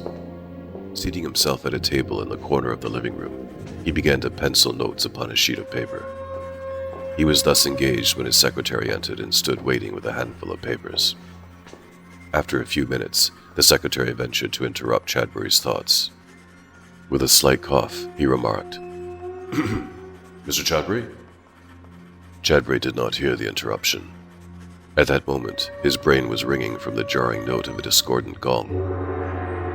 Jolting up in his chair, he gripped the table as if waking from a nightmare. Blinking, he saw the secretary. Oh, hello, Briggs. Chadbury's long face showed a tired smile. I must have been asleep. What is it? About those reports, you said that you would have the figures ready, sir. Of course. Chadbury glanced at the desk. Yes, here they are. Take them down, Briggs, as I give them. In the midst of his dictation, Chadbury paused. Well, that's odd. I put these on a basis of 1 month's output. If we double them... He stopped himself. Written below the hurried letters was the one word, a name. Beatrice. Chadbury looked at the papers in his secretary's hand. Anything from the Queen Anne? Did Beatrice answer that radiogram I told you to send last night? Why no, sir. Is there an answering radiogram in those papers, Briggs? Let me have it at once. Yes, sir, I intended to give it to you. Taking the radiogram from the troubled secretary, Chadbury read it. The message fitted his worriment. It stated that his niece was not on board the steamship Queen Anne, the ship on which she had booked passage for a Mediterranean cruise. The liner was 4 days out. Beatrice had been missing all that while. Chadbury was drumming his desk. She's still in New York, Briggs. At least, let us hope she is. I should have gone with her to the pier. I would have, if it had not been for that appointment with a man who did not arrive here. Shall I call the police, Mr. Chadbury? No. Chadbury's eyes were back upon the desk. After all, there's no need to worry. Chadbury was speaking grimly, his gaze upon his own notations. We shall hear from Beatrice. She probably missed the boat, did not want me to be alarmed. By taking a regular liner, she could beat the cruise ship at Marseille or some other port. Let us finish these reports, Briggs. Very well, sir. Write the figures that I give you. The government only wants delivery on 1 month's output. Are you sure, Mr. Chadbury? Yes, I talked with Washington today while you were out. The rest of the supply, Chadbury was tracing his own scrawled notations, is to go to our New Jersey storage plant, along with the blasting materials. With that, Chadbury crumpled the paper that lay on the desk and flung it into the wastebasket. He had lied to Briggs about that talk with Washington, but Chadbury knew that he was no longer his own master, not if he wished to see his niece alive. He was fighting to recall a name, the name of Shiwan Khan, but it escaped his recollections. Like Paul Brent, he was fighting for some chance to shake off a baleful influence. At heart, however, Guy Chadbury felt that he was helpless. In Shiwan Khan's golden lair, 3 lights were glowing on the glass-fronted board. In the living room of a Long Island residence, a heavy-jawed man was leaning back in a chair staring at the room lights, which made the same triangular arrangement. The man with the bulldog countenance was Mitchell Doron, manager of the Tropical Exhort Line, which owned a fleet of freighters. His eyes were fixed on the room lights. His lips were moving slowly as Doron talked to the shining lights. On the Oratoba, bound for Chile, muttered Doron in a rumbling tone. Shipments from Globe Aircraft and Chadbury Enterprises. Arrangements to be made tomorrow. There was a pause, then Doron repeated back his next impressions. Through the canal, the Aratoba will change course for the Orient with her cargo, duplicating the trip of the Southern Star. Yes, I shall remember. The lights in Doron's living room lost their glow at the distant touch provided by Shiwan Khan. Doron heard the stroke of a gong. It seemed to echo from the dome of a reading lamp beside his shoulder. His eyes lost their stare, and Doron smiled in the slight glow from the lamp. He could remember the name of Shiwan Khan, though he knew that it would soon fade. But he would not forget instructions. Doron was writing them down. This was not the first time that he had served his invisible master. The trip that he was arranging for the Aratoba was identical with a voyage that the freighter's sister ship, the Southern Star, had made a month ago. Reading the names of Paul Brent and Guy Chadbury, men with whom he would soon have dealings, Doron gave a chuckle. They were new to the ways of Shiwan Khan. Doron fancied that they were not enjoying themselves tonight. In fact, they were not. Paul Brent was seated in his hotel room, staring at the ceiling, trying to recapture portions of odd experiences that had ensnared him. All that he could see was the ever-appearing face of Lana Luan, the Chinese girl that he had met in actuality, as well as in the strange dream world ruled by Shiwan Khan. In his penthouse, Guy Chadbury was gazing solemnly at an actual photograph of a very beautiful girl with dark eyes and raven hair. She was his niece Beatrice, and in the photograph she was wearing an evening gown. Chadbury could picture Beatrice in various other costumes, but it never occurred to him that a high-collared jacket adorned with peacocks and poppy leaves would cause anyone to imagine Beatrice to be a Chinese girl.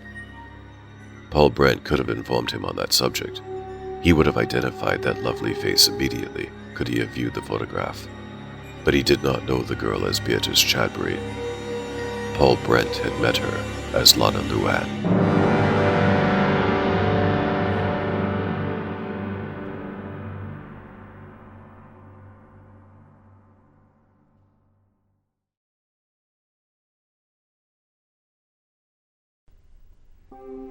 Chapter 9.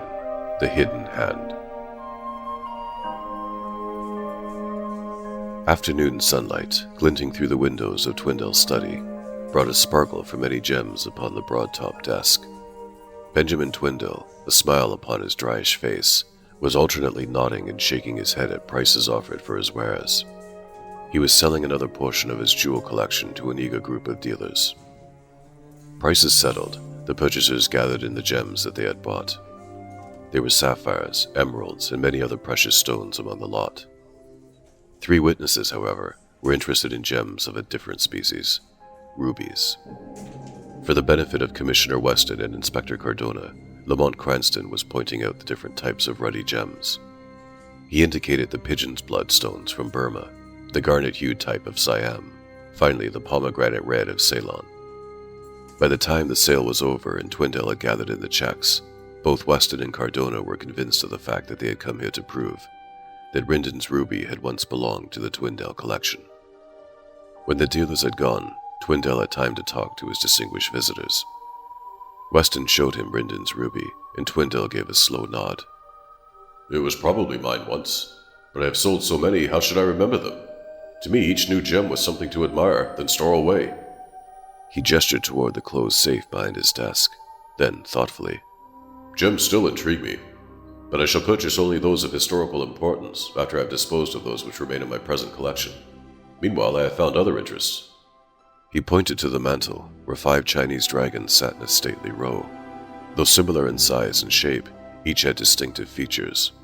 Noting them, the Shadow picked up the one that Thorner had bought the night before. Those porcelain dragons belong to the period of Qianlong. They were designed by the celebrated Tang Ying, who had charge of the Imperial Porcelain Factory at that time. Tang Ying left several treatises on the manufacture of porcelain, and in one of them he mentioned the 7 dragons. Gentlemen, Twindale's eyes fairly gleamed with enthusiasm. I believe that I have acquired 5 of those 7 dragons. Should I find the other 2, I shall be the only man in the world owning a complete series of Qianlong masterpieces. Twindale's manner impressed 2 listeners, Weston and Cardona. To the Shadow, though he carried the calm pose of Cranston, the collector's talk was froth. The Shadow was familiar with the treatises that Twindale mentioned and knew of no reference to a series of 7 dragons. Unquestionably, the objects on the mantel came from the Qianlong period, but the Shadow doubted the rest. With one proviso. Twindale's mention of the number 7 indicated that he was cagily expressing a half-truth. Evidently, Twindale expected to have 2 more dragons later, and therefore had emphasized the coming total. The Shadow hefted the dragons at Twindale's suggestion. They were hollow, open at the bottom, and therefore quite light. Remembering how Lou Look had thumped one dragon on the auction table, the Shadow planted his in the same manner on Twindale's mantle. The old man gave a sharp cackle, fearing that the dragon had been injured. Seeing that it wasn't, he beamed again.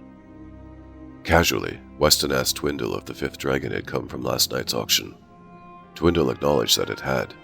He said that his purchasing representative, Thorner, had bought it for him, and had fortunately left the place before the trouble started.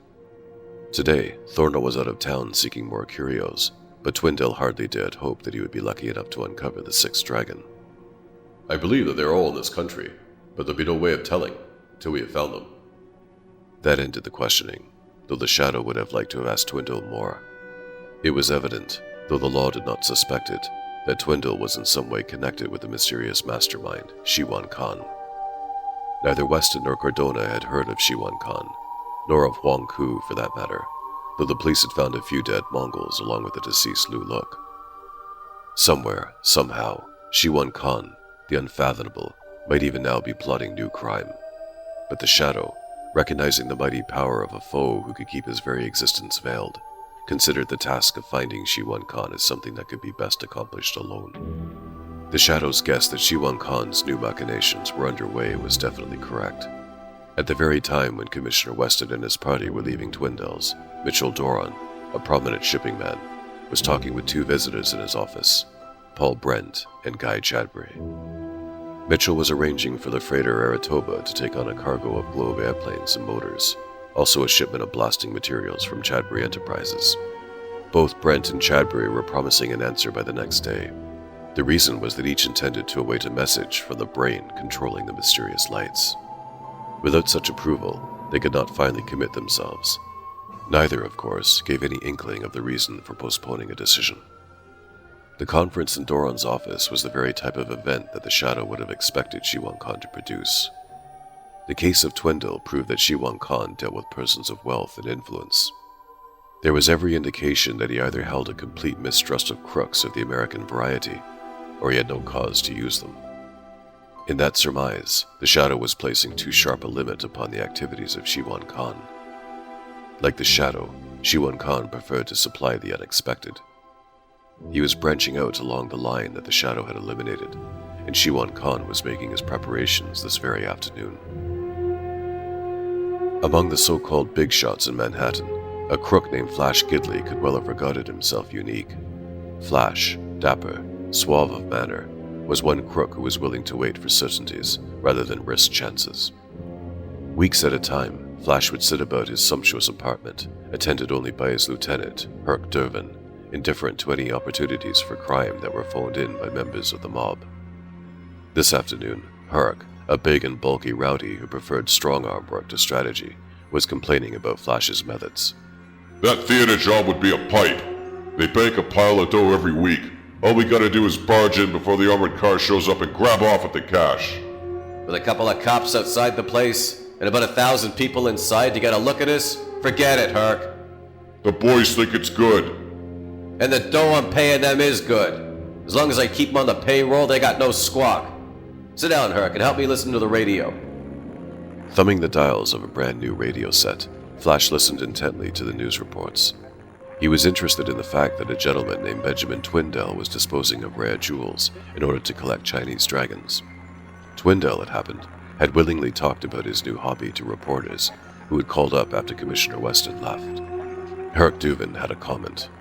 Say, Flash, maybe there's something in them dragons. If a guy collects them, they're worth dough, ain't they? Whoever heard of trying to fence a dragon? Listen, Herc, if you want to put that clockwork brain of yours to work, I'll give it something to tick about. What's that? Tell me who shipped us this nifty radio set. Some guy that's trying to suck in with us, I'll bet. Give it a gander, Herc. It's class. The radio was an unusual one. It was large, and among its ornate features was one that Flash had never seen before. 3 lights were set above the dial. When a station was tuned in just right, a yellow light glowed. A variation in one direction brought a green light, in the other, a red. The set was faulty, though. If the yellow light glowed alone for more than half a minute, both the green and the red would light up. After that, all 3 lights would flicker continually, in a manner that Flash said made him woozy when he watched them. As the news bulletin ended, the 3 lights were busy with their flickering. Looking at Flash, Herc noted that he was bowed close to the radio set. Flash was intent, though he could not possibly be hearing anything. Then Herc heard a mumble. Mechanically reaching for a pencil, Flash began to scrawl something on a piece of paper. Herc stared in awe. Suddenly, Flash jolted upward. He looked at the radio, then at Herc. As he shoved the switch, he saw the paper in his hand. He read it, whirled to Herc. Did I write this? Herc nodded. Am I nuts? Or did I hear it? A voice. A gong. And then this. He tapped the paper. If this stuff is the real McCoy, it's worth 50 grand to us. Amazed, Herc reached for the paper. Flash shoved him aside, nudging toward the telephone. Get hold of the boys. Tell them to be ready. They must have heard a voice. Anyway, this job's worth going after. The guy means it. Flash crumpled the paper and dropped it in an ashtray to burn it. Because he even had me write down his moniker. Shiwan Khan. It was an hour later when Benjamin Twindell received a telephone call from Herbert Thorner. The purchasing agent was back in town in response to a telegram that he had thought Twindell had sent him. He gave an address over the wire, and Twindell repeated it aloud. You're to go there at 9 o'clock? Very well, Thorner. The old man gave one of his cackles. Perhaps you'll find a dragon waiting for you. I expect another very shortly. There was not a shade of doubt in Twindell's mind. Thorner had received the telegram from Shiwan Khan. But when Twindell stared at the study floor, his nerve almost left him. He thought he saw a long, streaky shadow there. The stretch of blackness faded while Twindell was reaching in the desk drawer for the silver casket that Shiwan Khan had said would satisfy the shadow. Twindell chuckled his relief. He thought his imagination had bothered him. The blackness was real enough. It became a solid shape, descending Twindell's grand stairway. On the ground floor, the shadow, a living figure, glided past Twindell's servants and made his exit by the side door. For a moment, he was visible in the dusk outside the house. Then he was gone. Eyes from across the street had glimpsed the shadow's fleeting shape. A gray-clad form no longer remained immobile. Entering a Mongol-driven cab, Shiwan Khan delivered a monotone laugh as he rode away.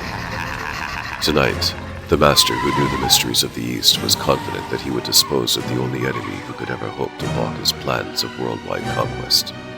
Shiwan Khan was sure that he had prepared the Shadow's finish.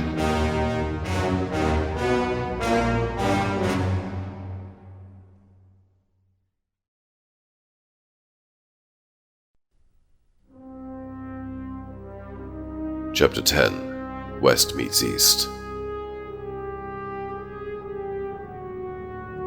It was 8 o'clock, and Beatrice Chadbury was looking at the lights. Only she wasn't Beatrice Chadbury. She was Alice Haywood. The very thought made her laugh, because she knew that her name was not Alice Haywood after all. She was Lana Luan. She was registered at this little hotel under the name of Alice Haywood, but that was because she was wearing American clothes. Actually, she believed herself to be Lana Luan, and in her case, the lights that she watched did not produce a merely temporary daze. Beatrice Chadbury was completely under the control of Shiwan Khan. When the lights began their vivid changes, they took her into a world that she had come to consider as her own.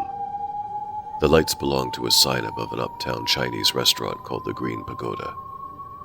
When they changed, the lights became Chinese characters, and Beatrice could read them, which was one reason why she felt sure she was Lana Luan. A message spelled itself as she watched. Calmly, Beatrice left the hotel room and went down to the street. At the door of the Green Pagoda, the girl was greeted by the bowing Chinese proprietor, who conducted her to a corner booth, set in an alcove near a large Buddha that rested on a high pedestal. Beatrice did not remain in the corner booth very long. Reaching to a partition on the side toward the Buddha, she slid back a panel. A dim stairway showed below, leading beneath the Buddha. Beatrice took that route, closing the panel after her. After following a few twisty passages, the girl reached a stairway that had evidently belonged to an old house. Walled in on both sides, it made a route to the second floor, above the Chinese restaurant. On that floor, Beatrice unlocked the door to a small room.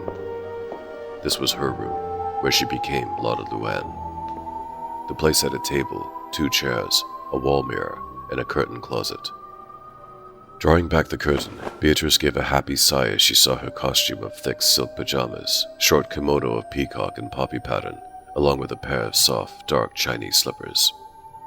Rapidly disrobing, she flung her American clothes disdainfully upon the nearer chair.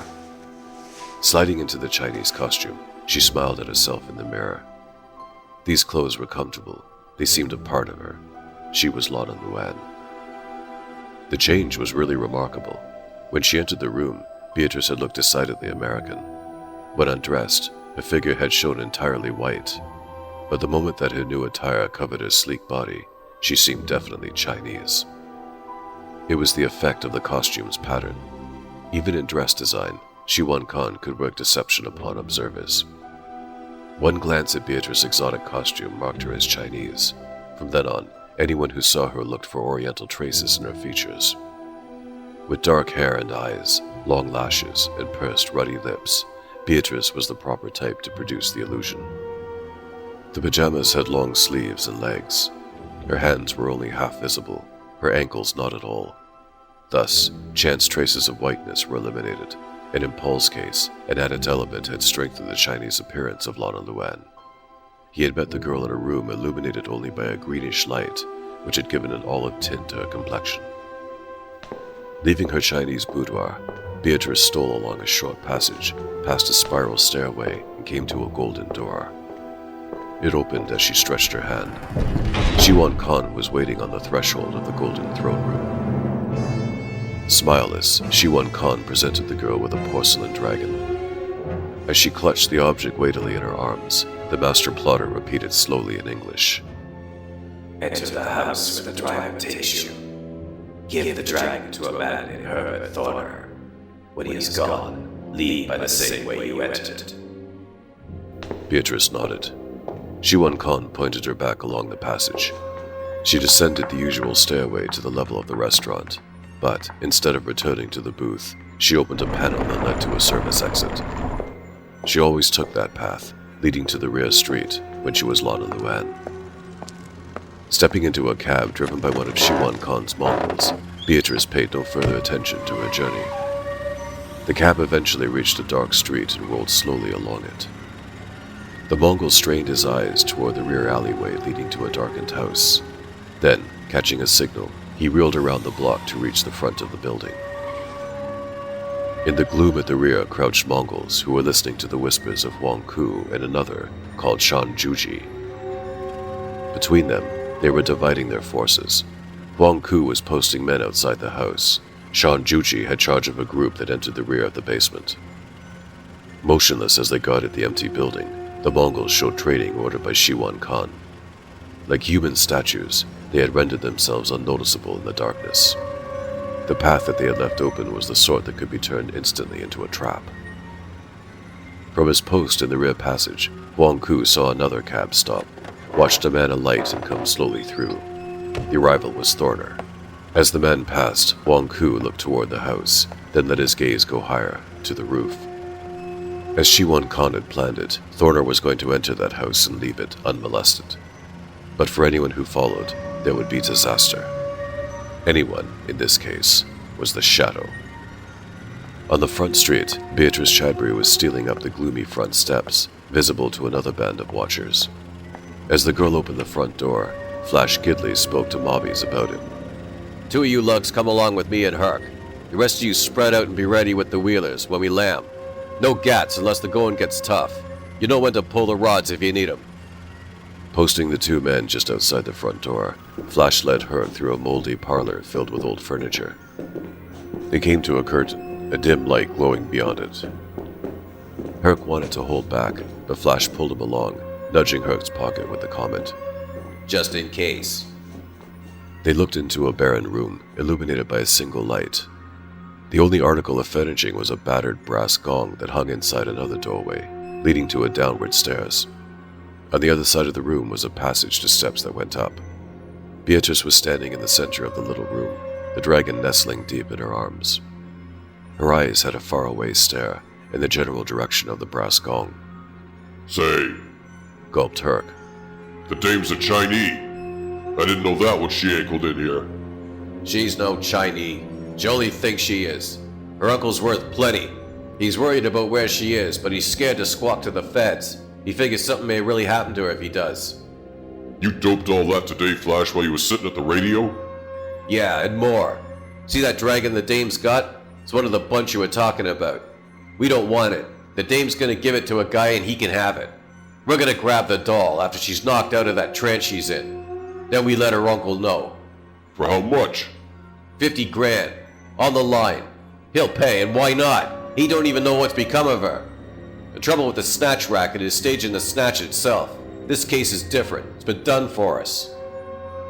Just as Herc was about to voice agreement, the two heard creeping footsteps from the lower stairs. Shouldering into the light came Herbert Thorner, his shoulder grazing the brass gong. Herc inquired who he was. Flash said he didn't know. He's here for the dragon, and he thinks the dolls are Chinese, which suits me. Nobody knows different except us. In the slow tone of Lana Luan, they heard Beatrice inquire the arrival's name. Thorner answered, not loud enough for them to hear, and the girl gave him the dragon. Another figure had appeared from the lower stairway. Herc eyed the newcomer askance. He whispered to Flash. Look at the big guy. The big guy was Shan Juji. Watching the interview between Beatrice and Thorner, the Mongol was weighing a hammer, ready to strike the gong. He's a stooge. He's here to wake up Sleeping Beauty. Give him time. Thorner had stowed the dragon half beneath his coat. He was not returning by the lower stairs. Instead, he was crossing the room and took the steps to the lower floor. Beatrice was watching his departure. Half turned, she was ready to step toward the curtain where Flash and Herc waited.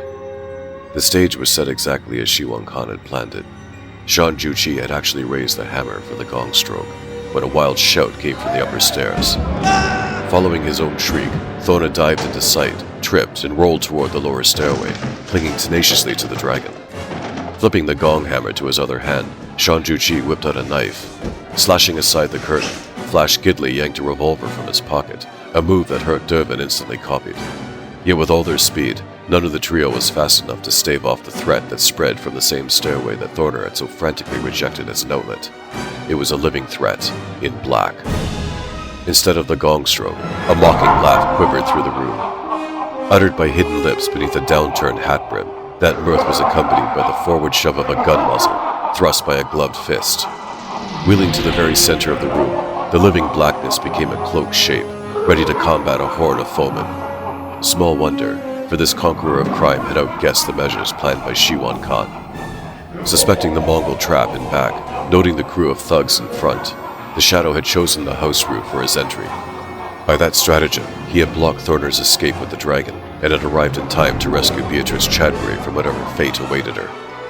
Finally, he had reached a focal spot from which he could hold off two dangerous bands of foemen. In the very heart of the enemy's present domain, the Shadow had raised his challenge to battle.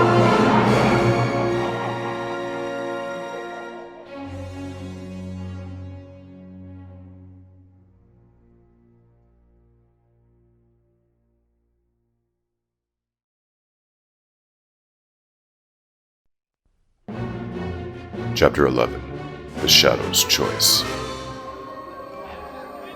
Though Thorner, in his inarticulate way, had shouted an alarm, the Shadow was so close behind the frantic man that no one expected the cloaked fighter until they saw him, which amounted to the fact that the Shadow's enemies were not ready for all that came their way, whereas the black-clad invader was prepared for anything.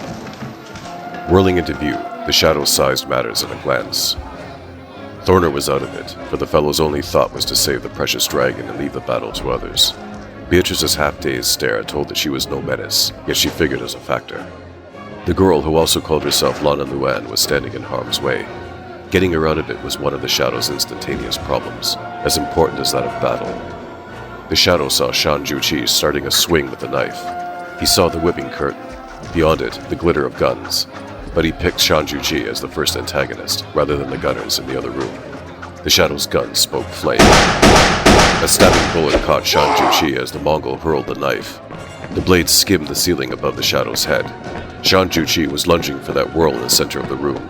The Shadow spun in reverse so suddenly that he was away from the path of fire when Flash and Hurt let their guns blast. Shan Juqi was staggering through the space where the bullets had whined. Bewildered, Flash and Hurt could not understand how the Shadow had reversed his course so suddenly, considering the speed of his dive. They had the answer when they saw that Beatrice was spinning with him. The Shadow's free arm had encircled the girl as he stabbed that shot at Shan Juqi. Her weight had halted his charge sufficiently for him to wheel instantly in the opposite direction and carry her along. Though they wanted to capture Beatrice, the crooks preferred to get the Shadow, no matter what the cost. Again, they fired together, but before they tugged their triggers, the whirling blackness split. Herc saw a figure pitch headlong into a front corner of the room. Swinging through the doorway, he took aim at Beatrice Chadbury. Flash gave a yell. He had recognized the flying form. He was looking for the Shadow instead of the girl, and for a half second Flash was utterly baffled. Literally, the Shadow had vanished from the center of the room, as completely as if the floor had swallowed him. Then Flash's quick eye had seen Shan Juqi whirling backward. In the dimness of the room, Flash could not see the Shadow just beyond, but he realized that the cloaked fighter had grabbed the giant Mongol as a shield, for the muzzle of a .45 was poking out from under Shan Juqi's arm. That gun had swung straight for Herc. It wasn't Flash's yell that saved the lieutenant. The curtain performed the rescue, as Herc tripped over it while taking aim at Beatrice. A gun boomed, the Shadows. A bullet pinged the wall mere inches above Herc's stumbling form. The timely shot was proof that the Shadow would have dropped Herc before the latter could have fired at Beatrice. The Shadow intended to dispatch another bullet in Herc's direction, to prevent the fellow from using his gun at all, where there was time in between to halt Flash at the doorway.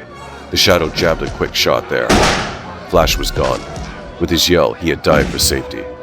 He was at an angle where the Shadow could not reach him.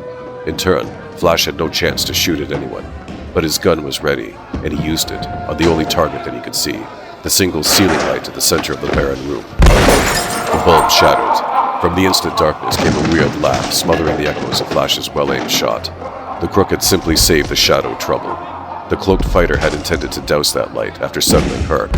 Flash saw the reflection of a gun burst from deep in the other room. He thought that Herc was through. A moment later, the lucky lieutenant flopped beside him, uninjured. Half wrapped in the curtain, Herc had made a rolling scramble through the doorway, just as the light vanished.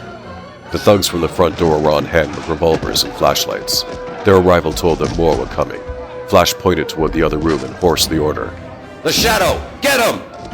Not having witnessed the Shadow's deadly fire, the two thugs took the chance that Flash was anxious to avoid. At the doorway, they halted, staring at the scene their flashlights showed. Wild yells from the other room brought Flash to the scene. A squad of Mongols had bobbed up from the lower stairway. The crooks had seen the Shadow launch himself into that throng with one tremendous dive. There wasn't a chance for thugs to aim. The Shadow was gone, down the stairway, in the midst of a tangled, milling mass. There were sounds of a clash between sledging automatics and swinging knives, but the Shadow was carrying the fight below. Viewing the whole room, Flash saw Thorner crawling for the passage to the upper stairway. Trampled by the arriving Mongols, Thorner had managed to protect the Qianlong dragon and was taking the trophy with him. Beatrice was lying motionless in her corner. She had struck the wall heavily, and the blow had stunned her. The fault was not the Shadow's. He had expected the girl to thrust her hands before her as she hit the wall. She should have done so, even though she had been standing dazed. But dazed conditions, when induced by Shiwan Khan's hypnotic lights, were by no means ordinary. The self-styled Lana Luan had been living in a dream world. Her whirling trip toward the wall had seemed pleasant, with no need for worry. She had scarcely felt the blow that crumpled her. Another figure was in the room that the Shadow had deserted, Shan Juqi. Mortally wounded, the big Mongol was concerned only with a final effort that would complete a duty ordered by Shiwan Khan. Close to the doorway, where the Shadow had dropped his human shield, Shan Juqi had found the gong hammer. He was raising it slowly, painfully, as he tried to rise against the wall. His hand, wavering backward, reached the gong level. Shan Juqi gave a slash that carried his tottering body forward.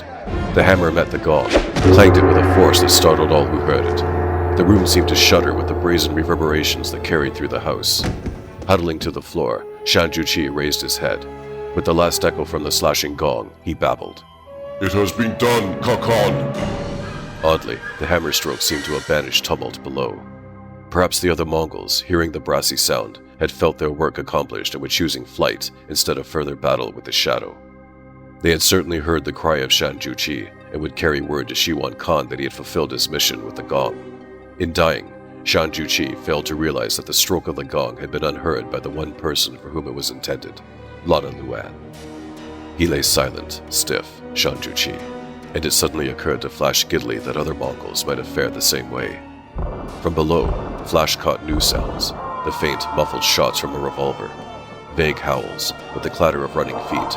Finally, the weird shiver of an echoing laugh, too much like the mockery of the Shadow. 2 more thugs had arrived. Flash pointed all 4 toward the lower stairway. Springing to the corner of the room, he lifted Beatrice, shoved her limp form into Herc's arms. The big lieutenant was looking at Thorner, who had come to his feet near the passage to the upper stairway. Forget that guy! I told you we didn't want the dragon! We got the dame! A roar came from the lower stairs, guns blasting with the force of a cannonade. The Shadow's automatics were recognizable when they began to fire. They kept up their staccato punches amid the wild, disjointed barks of revolvers.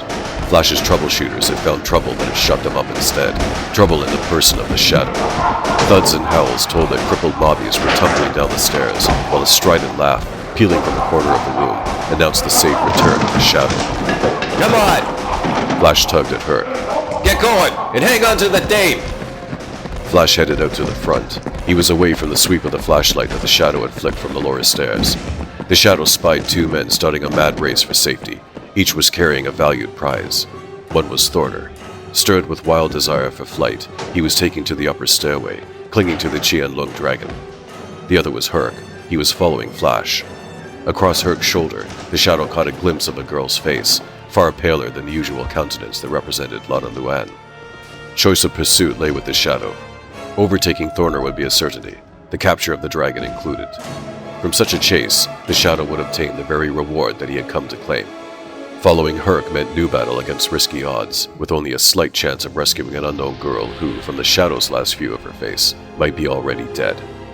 The flashlight blackened. Through the solid gloom of that barren room where Shan Juqi lay dead beneath the brazen gong, there came the tone of a sibilant, whispered laugh. A few moments later, the sound, like its author, was gone. His trail chosen. The Shadow was on his way. Whether he was seeking the 6th dragon or the captive girl, his laugh did not proclaim. Even Shiwan Khan could not have guessed the Shadow's choice had the master plotter been present in that very darkness. The path that the cloaked fighter had taken in that gloom was known to one person alone, the shadow.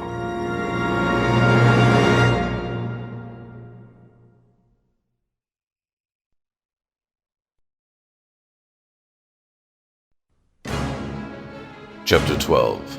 The Chosen Trail. Outside the deserted house, Flash Gidley made quick plans for a getaway. He shoved Herc Duvin toward the nearest car, an old sedan that had another mobby occupying it. The man hopped out to help Herc put the limp girl into the back seat. Reaching a car across the street, Flash quickly pointed a pair of thugs to the steps of the old house. Crouching on each side of the front doorway, they waited for the shadow to appear, provided he was coming this direction. By the time that motors were throbbing, there had been no sign of the shadow. Flash, swinging his own car about, provided the glare of headlights on the house steps. For an instant, he sighted what looked like a flinging streak of blackness passing from the steps to the curb. Then, Flash was seeing other shifting shadows, produced by the swing of the car. Those distorted patches were proof enough that Flash hadn't seen the shadow, particularly when the men from the doorway, clambering into the car, reported that they had heard no one pass them on the steps. Herc's sedan was already started, further evidence that the shadow was taking the trail of the dragon instead of trying to trace the girl. Passing the sedan, Flash saw Herc at the wheel and signaled him to fall behind. A third car was joining the procession, manned by a reserve squad. The safe bet was to keep Herc in between. Glancing over his shoulder, Flash noted the roof of the old house. No gunshots were sounding there, but Flash hardly expected any.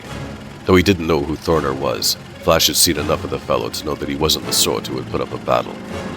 Thorner was the type who might lie in wait and bag his men, but once in flight, he certainly would not stop. When the shadow overtook him, Thorner would simply hand over the dragon and beg for life. Meanwhile, Flash and his caravan were having what they considered an easy getaway until they reached the corner. There, a coupe suddenly cut in front of Flash's car and forced him to the curb. Flash snapped an order to the men in back. Grabbing up sawed-off shotguns, they blasted at the coupe. But there was no one in it when the barrage hit. The occupants, springing from the far door, had joined companions who were under cover along the street. Flash and his mob were beating the Shadow's agents and fighting them a tough squad to battle. In the midst of gunfire, Flash yelled at Herc, who sped away in his sedan. The third car wheeled up, its gunners raking the street with fire. The Shadow's agents were gone. They had done what their chief had ordered. He had told them to slow the escape of the mob and leave the rest to the police. Sounds of shooting in the old house had been reported. Sirens were already shrieking in the neighborhood. Managing to get their cars started, Flash and his mobbies were driving right into trouble, enough to keep them busy. The Shadow's agents, abandoning the old coupe that they had sacrificed, were heading toward another duty. Reaching the rear street, they saw a frantic man come tearing from the back of another house. It was Thorner. He had fled across the rooftops and taken a route to the street. He had the porcelain dragon with him, but he'd been making speed despite his burden. His goal was a taxicab parked under a street lamp, where he could see it.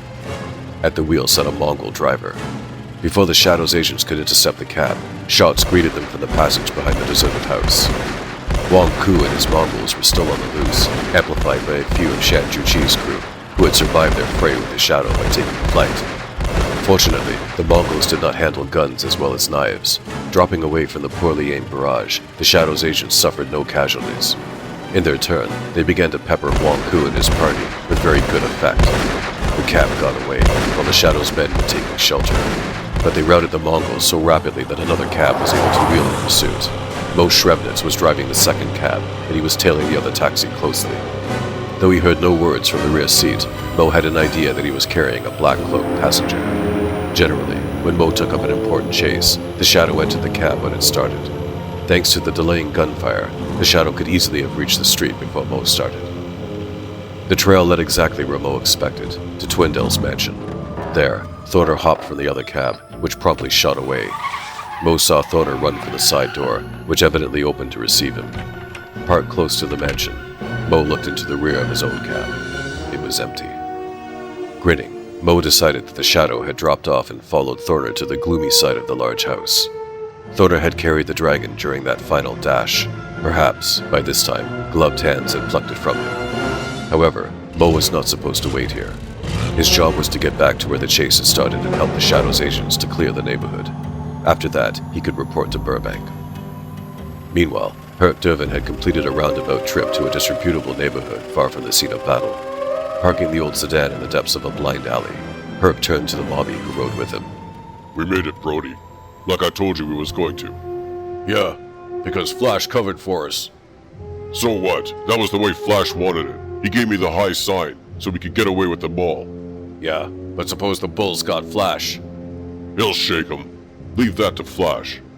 Come on, let's lug the dame up to the hideaway. She won't give no trouble. She ain't let a peep out yet. They could see Beatrice's pale face in the darkened rear of the sedan.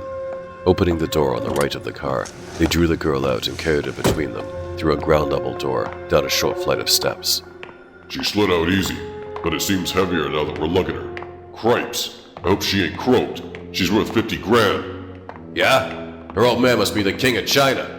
She ain't no Chinese. She's an American, and it's her uncle that's got the dough. Flash didn't say who he was, but he's got 50 grand that he can cough over.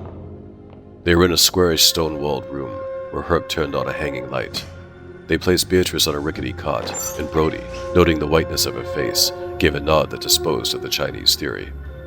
Herc was holding the girl's limp wrist, trying to detect a pulse beat. Get out and bolt the door while I find out if there's any life in her. Maybe we'll need a sawbones. A sharp snarl from Brody ended Herc's remark. Swinging about, Herc saw his companion thrusting a quick-drawn gun straight toward the door. He was fast with a rod, Brody was, as fast as any member of the mob, but that was why Flash had given him to Herc tonight. Brody's hand was snake-like. It seemed to uncoil and whip in with the gun all in one direction that usually ended with a trigger tug. There was a muffled report close to Brody's body, but the revolver did not blast a shot.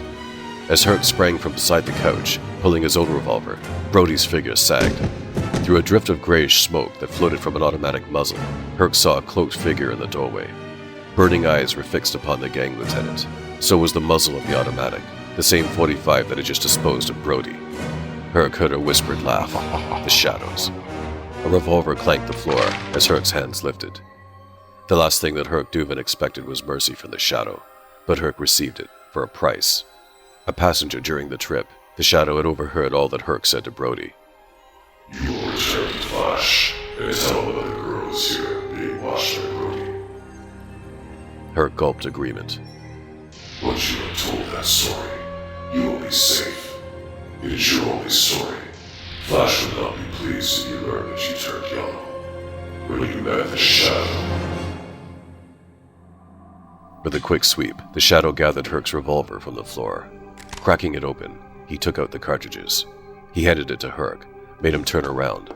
Finding the crook's reserve ammunition, the Shadow took it from Herc's pocket. Marching Herc out to the car, the Shadow forced him to get behind the wheel. Waiting at the mouth of the alley, he beckoned for Herc to start. The sedan rolled past and kept going. Herc Duvin did not intend to stop until he was far away from the Shadow's range of gunfire. Rapidly returning to the hideaway, the Shadow gathered up the feebly stirring form of Beatrice Chadbury. Stepping across the dead form of Brody, the cloaked Avenger again reached the darkness of the alley and disappeared with his living burden. The Shadow had gained the prize he wanted. He had followed the path of the girl, not the trail of the dragon.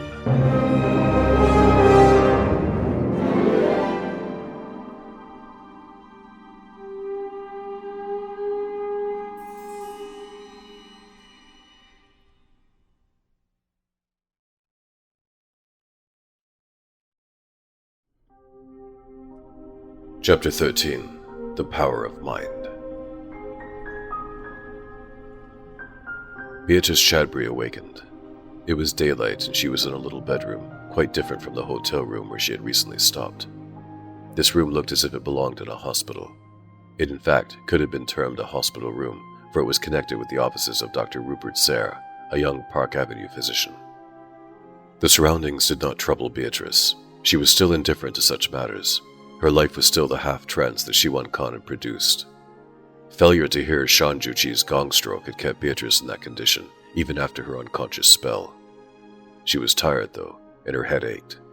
So she decided to remain in bed, as she had frequently done during recent days, until lights began to blink outside the window. Beatrice did not stop to reason that the window might not offer the accustomed view of the Chinese restaurant called the Green Pagoda. As she leaned her head back against the pillows, Beatrice saw her clothes fixed neatly upon a chair. Sight of the colorful Chinese costume brought eagerness to her eyes. Getting out of bed, the girl slid from the nightie she was wearing and put on the Chinese clothes. Dressed in the silken garments, Beatrice gave the rippling laugh of Lana Luan. Opening the door, she walked into a passage, followed it until she came to an office.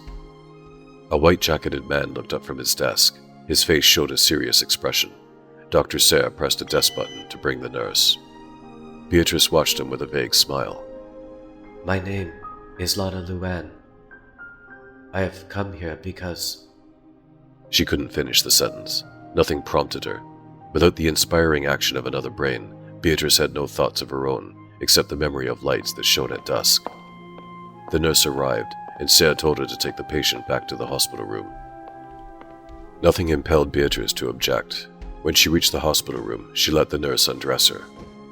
But when she realized that she was in bed again, wearing the nightdress, she reached for the Chinese clothes that were over the nurse's arm. The nurse left immediately, taking the garments with her. These were the trouble, she told Serre as she flung the clothes in the office closet. She saw them and wanted them. As soon as I took them along, she started to go to sleep. Lana Luan, repeated Serre thoughtfully. I must make a note of that name to tell Cranston when he arrives. When Lamont Cranston reached Serre's office a half-hour later, he was quite interested in the physician's report. Serre repeated the girl's unfinished sentence. When Serre expressed the opinion that Beatrice's condition was hypnotic and not due to a brain concussion, Cranston nodded. Quite right. She is controlled by a powerful brain upon which she depends for all complex thoughts. You mean the influence is telepathic? Exactly. Does that surprise you? It didn't surprise Serre. He had delved into the subject of telepathy himself, but he doubted that the influence could be as effective as Cranston seemed to think it was. I've studied the tests conducted at various colleges, and while they prove telepathy to be a fact, they show that it works only at irregular intervals, even when the subjects are hypnotized. Let us review the facts of hypnotism. The first man to demonstrate it properly was Mesmer. His basic method was to gaze into the subject's eyes and thus command a fixed attention. But Mesmer, despite his results, was denounced as a quack and his findings rejected. For many years, until Braid again discovered hypnotism. When Braid proved that the trance could be induced by gazing at a fixed object, such as a bright light, no one could doubt that hypnotism was a fact. And Mesmer's findings were accepted at last. Why yes, it stood to reason that he'd been able to make people obey his spoken commands, as any hypnotist can do. But Mesmer claimed more than that. At times, he controlled his subjects mentally, without speaking to them. We cannot fairly reject that claim if we accept the rest. Instead, we must look for the reasons behind Mesmer's peculiar power. The answer may be termed mutual hypnotism. Mesmer's eyes were the bright objects that hypnotized the subject. In his turn, Mesmer was staring into the subject's eyes. Fully concentrated, he became partly hypnotized himself. When that occurred, his mental commands were obeyed. The fact startled Serre. He had always considered mesmerism and hypnotism as identical in result, differing merely in method and procedure. The logic of the Shadow's statements gave the case a new status. A man who calls himself Shiwan Khan is putting that system into practice. He is using lights to fix their attention, a gong stroke to break the trance. The mental commands of Shiwan Khan are being obeyed. It seems obvious, therefore, that Shiwan Khan must gaze into an identical light whenever he hypnotizes a subject. In that way, he could induce a mutual state of hypnotism, perhaps to a degree exceeding ordinary mesmerism. Serre asked about the lights. The Shadow described the green bulb that he had seen at Rindon's. He mentioned the gong note on the photograph record. He then produced a small metal gong and hammer and pointed to the closet. Have the nurse take those Chinese clothes into the other room. We shall let the girl resume the part of Lana Luan, the false personality that Shiwan Khan has built for her. Several minutes later, Beatrice Chadbury entered wearing the colorful clothes and blank expression of Lana Luan. She repeated her statement of identity. When she halted, the Shadow announced in a low, impressive tone, I am Shiwan Khan. A change flickered over the girl's features, but she seemed to note an oddity in the voice. Then the Shadow was approaching her. She was gazing into burning eyes that held her full attention. Beatrice was gripped by the same fascination that the glittering lights commanded. I am Shiwan Khan. When I speak to you, you hear, wherever you may be. Yes. And the place where you listen. Is the hotel room, where I can see the lights. And the lights are. above the restaurant. The Green Pagoda. That is where I go. And then... Beatrice halted. Long in that automatic trance, she could carry her memory no further. The matter of the lights was implanted upon her brain. The rest had been erased. Both results were the design of Shiwan Khan. He had forced the girl's mind to retain the first details of her journey. The rest came back when she had actually passed the portals of the Green Pagoda. Even the effort that she had displayed was a strain for the girl's dazed mind. She wavered. The shadow caught her instantly and let her settle in the waiting arms of Sarah. Seizing the hammer and gong, he gave the needed stroke. Sarah could feel the sudden convulsion that quivered Beatrice from head to foot. Then, the blank expression fading from her face, the girl stared about in genuine bewilderment. She looked at Cranston's face as though she had never seen him before. The shadow's eyes had lost their burn. They had a mild, friendly expression that won Beatrice's confidence. Where in the world am I? What could have happened to me? With Cranston's calmness, the shadow explained that she was in New York, that she had met with an accident while attending a masquerade. All that amazed Beatrice as she listened, weakly, from a chair where Sarah had placed her. She began to explain that she was supposed to be on a cruise ship. The effort taxed her. Sighing, the girl said, Anyway, my name is Beatrice Chadbury. My uncle is here in New York. His name is Guy Chadbury. I suppose he thinks that I'm on the ship. Her eyes went shut. Those days of living in a trance had produced a complete nervous exhaustion. Sarah summoned the nurse. No longer walking with the slow stride of Lana Luan, Beatrice shuffled her slippered feet wearily toward the bedroom. She sighed gratefully when the nurse undressed her. Beatrice was glad to be free of those thick silk garments. During the last few minutes that she wore them, the clothes of Lana Luan seemed to be dragging Beatrice back into some horrible, nameless past that could never have been a part of her real existence. Unclothed, she felt the terror leave her. In bed, she sighed again and fell asleep while the nurse was lowering the window shade to cut off the bright sunlight. In the office, Dr. Sarah was congratulating his friend Cranston upon the remarkable results that he had produced. In response, the shadow said, "You may depend upon me to notify Guy Chadbury that his niece is here. I shall, of course, use my own discretion in the matter. It may be preferable to wait until we can give a satisfactory report upon her condition." Dr. Sarah agreed. He knew the meaning of what Cranston termed discretion. Sarah had long recognized a connection between Lamont Cranston and the shadow. If news of Beatrice's rescue should be withheld from her uncle, it would be for their mutual benefit. Nothing should be done to obstruct a coming event that Dr. Sarah could foresee. A duel wherein a plotter named Shiwan Khan would meet the shadow.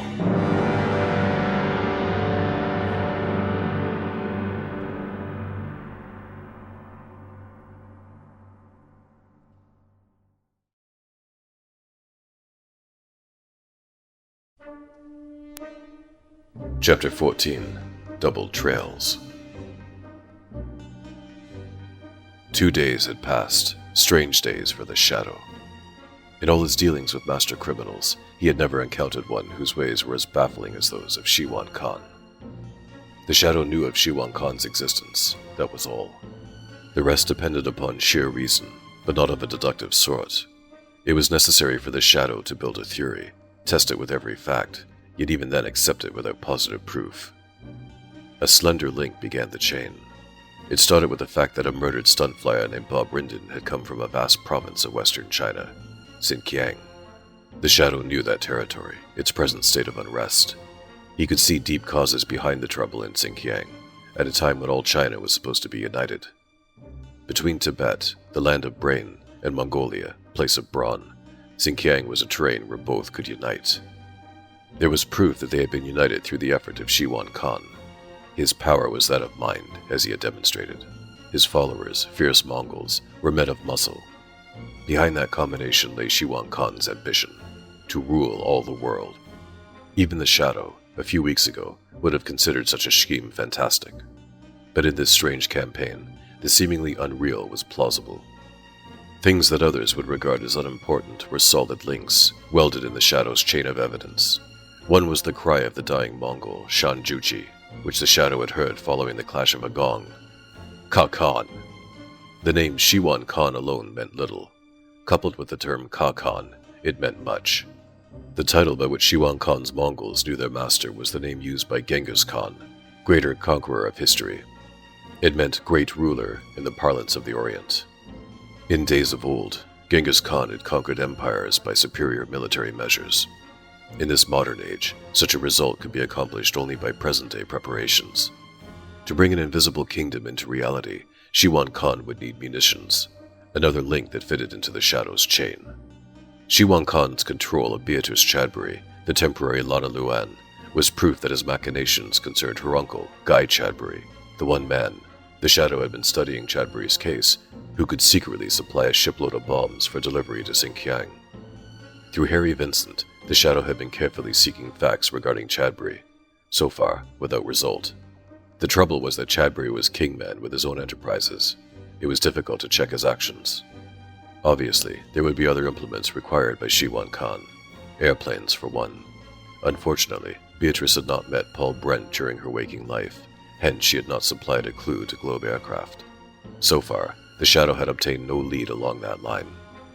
As for the matter of shipments, the Shadow had considered that phase of the question. Through the investment office managed by Rutledge Mann, he had acquired reams of data pertaining to international shipping companies. None had shown a flaw in the affairs of the tropical export lines managed by Mitchell Doran.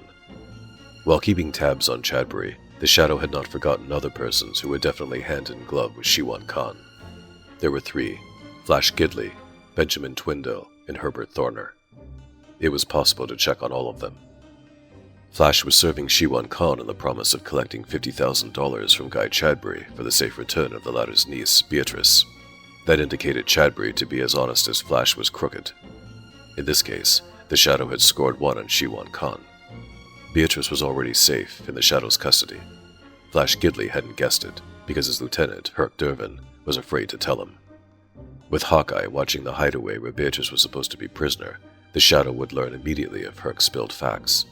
But Herc probably wouldn't. Having double-crossed Flash, Herc's only game was to play ball with the Shadow.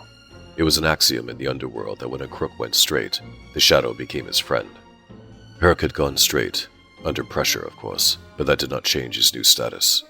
He would remember and know that the Shadow would not let him down, provided he adhered to his present policy. Benjamin Twindale was a different proposition. It was easy to understand how Shiwan Khan was using him. Twindale was serving as a front for the purchase of munitions and airplanes, probably supplying cash through various well-covered channels. In turn, Twindale was receiving porcelain dragons, which, for some curious reason, he valued more than his famed jewel collection. Of all persons, Twindale was the one that Shiwan Khan would watch most closely. Close to Twindale, however, was another person who might be overlooked. That man was Herbert Thorner. Whatever profit he might gain would come from Twindale, not from Shiwan Khan. Like Herc, Thorner offered real possibilities. That fact explained why the Shadow's complete review of the Shiwan Khan intrigue took place in a limousine bound for Twindale's mansion. Trusting to his guise of Cranston, the Shadow was visiting another of Twindale's jewel sales on the chance that he would find Thorner present. The Shadow was not disappointed. Thorner was on hand. The police had not connected him with a crazy fight in an empty house where they had discovered dead and crippled Mobbies and Mongols, along with a battered Chinese gong. While he watched the jewel sale, Thorner occasionally glanced toward Twindale's mantle, where 6 squatty porcelain dragons formed a grinning row. Just after one of those off-guard glances, Thorner happened to meet the steady gaze of Lamont Cranston. From then on, Thorner looked worried. When the sale had ended and the visitors were gone, Benjamin Twindale cackled pleasantly as he thumbed a pile of checks. His total sale from the jewels amounted to many thousands of dollars. Since Thorner was available, Twindale gave him the checks and told him to take them to various banks. Twindale added other instructions that Thorner accepted as quite ordinary, until he was on his way to make the rounds. Riding in a cab, he happened to notice that Cranston's limousine was following him. It kept on the trail from bank to bank. At one point, where Thorner paid a visit to the cashier's office, the sallow man was sure that he saw Cranston watching from near a teller's window. From then on, Thorner plotted a cute move of his own. He tried it when he left the last bank. Thrusting a bill into the cab driver's hand, Thorner told him to speed away. Ducking into another cab, Thorner trailed the limousine. The big car lost the trail of the speedy cab and finally took a different course.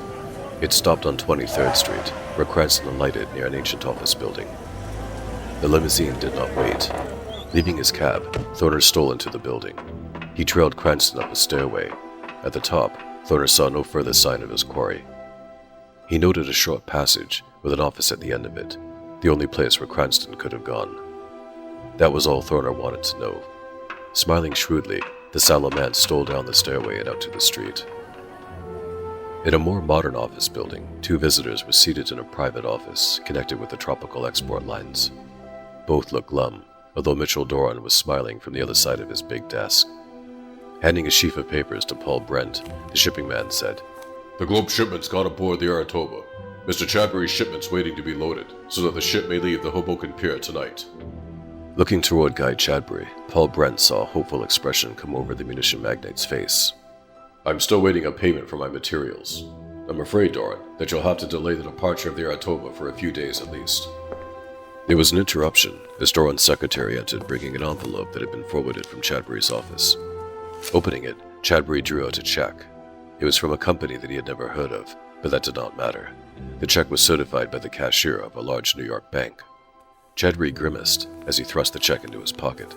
He told Doran that the loading of the Aratoba could be resumed. With bowed head, Chadbury left the office. At the elevators, Paul Brent overtook him. I've got to talk to you, Mr. Chadbury. We're in the same mess. I just realized it when I saw you put away that check. We've got to talk this over. Chadbury caught the eagerness in Paul's tone. Tightening his lips, the gray-haired man nodded, then said, Come to my penthouse, Brent. Back in his private office, Mitchell Doran was pacing the floor, worried. He had noticed Paul's look at Chadbury. Staring toward the ceiling, Doran watched three lights, fixed exactly like the ones in the living room of his Long Island home. Suddenly, those three lights gleamed, pressed by a distant switch. To Doran's blanking brain came the faraway tone of Shiwan Khan. Doran began to speak and answer, steadily but anxiously. In the outside dusk, Harry Vincent had seen Paul Brent enter a large limousine with Guy Chadbury. Trailing in Moe's cab, Harry followed the big car to an apartment house, saw the two get out together. Paul was evidently going up to Chadbury's penthouse.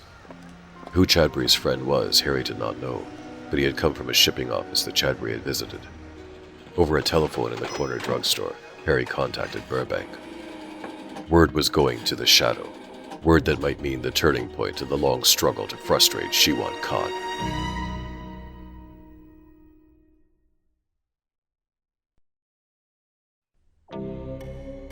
Chapter 15. Payment Deferred. The radio program had ended, but Flash Gidley was still staring at the dial. He liked those little lights, green, yellow, red, that blinked with a pulsating throb. Herc Durvin, watching nervously, could hear Flash's low-purred answers to questions that seemed unspoken. Herc always kept far enough away so the lights would not get him. While he watched, he worried about questions that Flash might ask later. One came soon after Flash finally swung about, no longer fascinated by the lights. What did Brody say when he called up last night? Nothing much.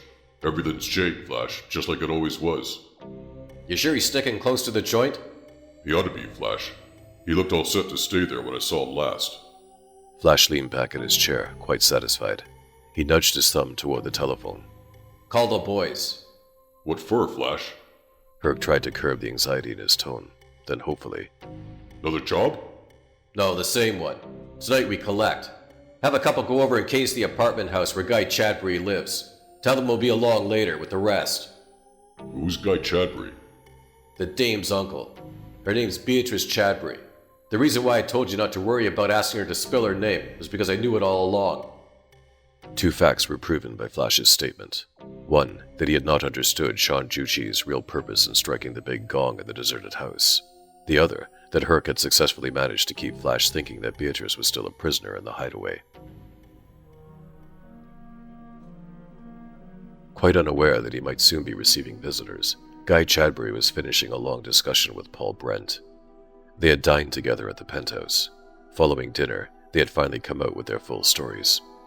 Each found it impossible to recall the name of Shiwan Khan, but when Paul described the lights outside his hotel room window, Chadbury promptly pointed out the large cigarette sign that had started him on the road to ruin. It looks like we'll sink together, declared Paul glumly. I can't trust my story to anyone else, Chadbury. You're the only man who has seen through the same sort of experience. The moment I open my mouth, I'll be arrested for murder. Chadbury gave a sympathetic nod.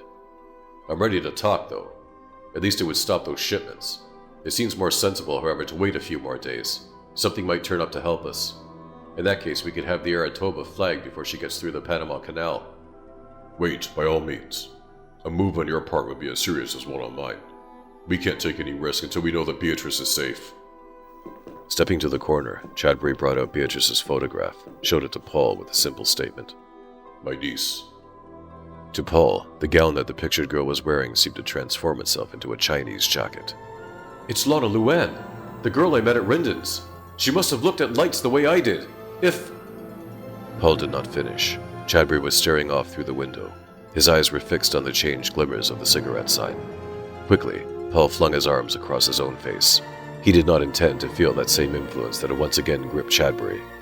He was listening, though, hoping to hear Chadbury utter words. They came. Yes, I hear you, Shiwan Khan. The forced voice of Chadbury gave Paul a missing recollection as vivid as a lightning flash. Shiwan Khan. That was the name of the hidden master who made all obey his dictates. Hearing it while in a waking condition, Paul intended to remember the name. While he repeated it under tone, he heard more words from Chadbury. The entranced man was speaking of his niece, and Paul caught his final response. Yes, $50,000. Chadbury's shoulders jarred. He had heard the stroke of the distant gong. He blinked at Paul, then asked, What did I hear? Paul repeated it. Chadbury had the same electric effect at mention of the name of Shiwan Khan. Then, when Paul had barely finished with the remaining details, they heard the telephone bell. Chadbury's secretary was out, so the munitions man answered the call himself. When finished, he let the telephone clatter heavily on its stand. They're here. To get the 50,000. Some racketeer and probably a crowd with him. I could hear them talking when he called from downstairs. You're sure? He mentioned Shiwan Khan. They're coming up, and if I don't have the door open when they get here, they'll take it that I called the police. In that case... You better get to the door, Chadbury. Keep a stiff lip. I'll stand by you. Hurrying through a darkened outer room, Chadbury had the door open when his visitors arrived. Leaving two thugs near the elevator, Flash Gidley stalked through to the living room, with Herc Durvin at his heels. Chadbury introduced Paul Brent, whereupon Flash grinned. My name's Flash Gidley, and this is my sidekick, Herc Durvin. It don't hurt if you know it. The lid's off on the whole works. Shiwan Khan says so. You aren't the only guys that have been looking at funny lights. I've been seeing the glims too. Only I'm on one side of the fence, and you're on the other. Shiwan Khan says you got 50 grand here, so fork it over, Chadbury. That's to pay your niece's room and board. Chadbury opened a little safe to get the money. He was remembering, rather vaguely, that he had brought the cash here a few days ago. He had made a notation that he might need it. Probably he had been watching Shiwan Khan's lights and thereby been influenced to draw the money from the bank. As the front of the safe swung open, Chadbury turned suddenly about. What guarantee do I have? How do I know that my niece will be safely returned? Herc here will take care of that. He's gonna stick with you until tomorrow. This guy, Brent, he gestured toward Paul, is getting a good break too. Shiwan Khan says he won't have to worry about a murder rap after the dame gets back. There was no question as to the prime purpose governing Flash Gidley.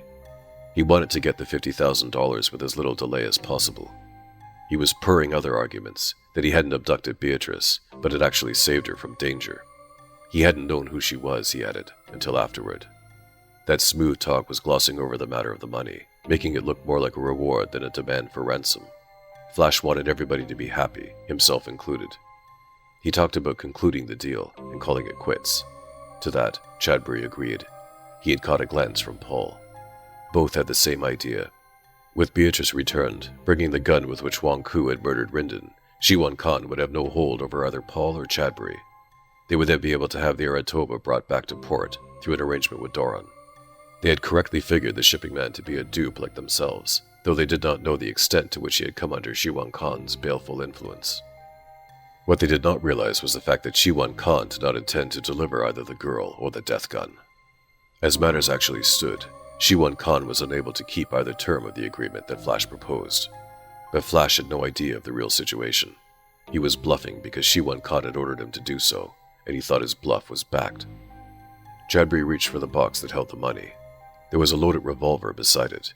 He felt an urge to produce the weapon instead, but he resisted that desire, until he heard a voice he recognized speaking firmly from the doorway. Beatrice's voice. Hello, Uncle Guy. Flash and Herc wheeled, reaching for guns. They were too late. Side by side, they were under a muzzle that moved slowly, left and right, keeping them both covered. It was Beatrice Chadbury who stood in the doorway, and she held both crooks covered. The girl was dressed in dark blue American clothes. No longer Lana Luan in mind or attire, she had come here somehow ahead of the crooks. Flash, his hands raised and clenched, realized that he had given his game away by sending men ahead to look the place over. While they were reporting back to Flash, Beatrice had slipped into the apartment house. Coming up to the penthouse, she had waited in the darkened outer room. But who had released her from the hideaway and told her to come here? Both questions had a single answer: the Shadow. Flash glared at Herc.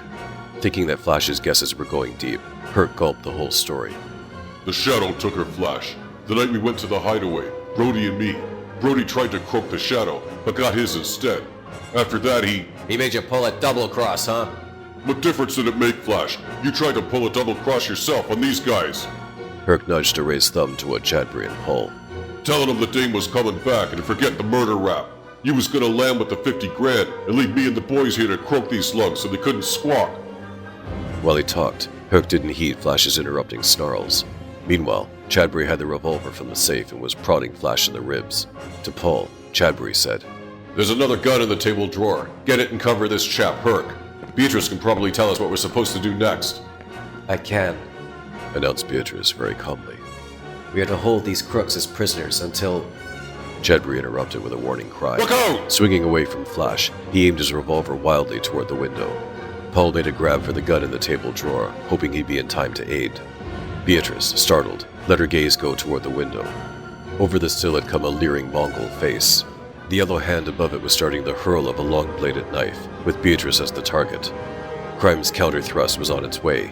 Out from the blackness of the night, Shiwan Khan had provided another of his lawless killers to furnish new murder that would defeat the Shadow's plans.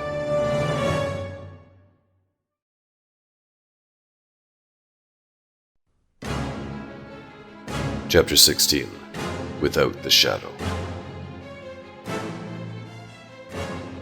A gun spoke from the darkened doorway of the penthouse living room. It was scarcely noticed the blast of that automatic, for immediately afterward came the rattle of revolvers, but the spurt of that big 45 was the one thrust that made its mark. Again, the Shadow's skill was demonstrated. The superiority of a bullet was proven when compared to a knife fling. The impact of the leaden slug jolted the Mongol at the window, just before his slinging hand completed its arc. The knife scaled forward as the killer flew back. The blade whirred as it flashed a foot above Beatrice's head, to bury itself, hilt deep, in the living room's oak paneled wall. A wailing, low-pitched cry came like an answer to the knife's useless zip, as the Mongol began a whirling journey of his own.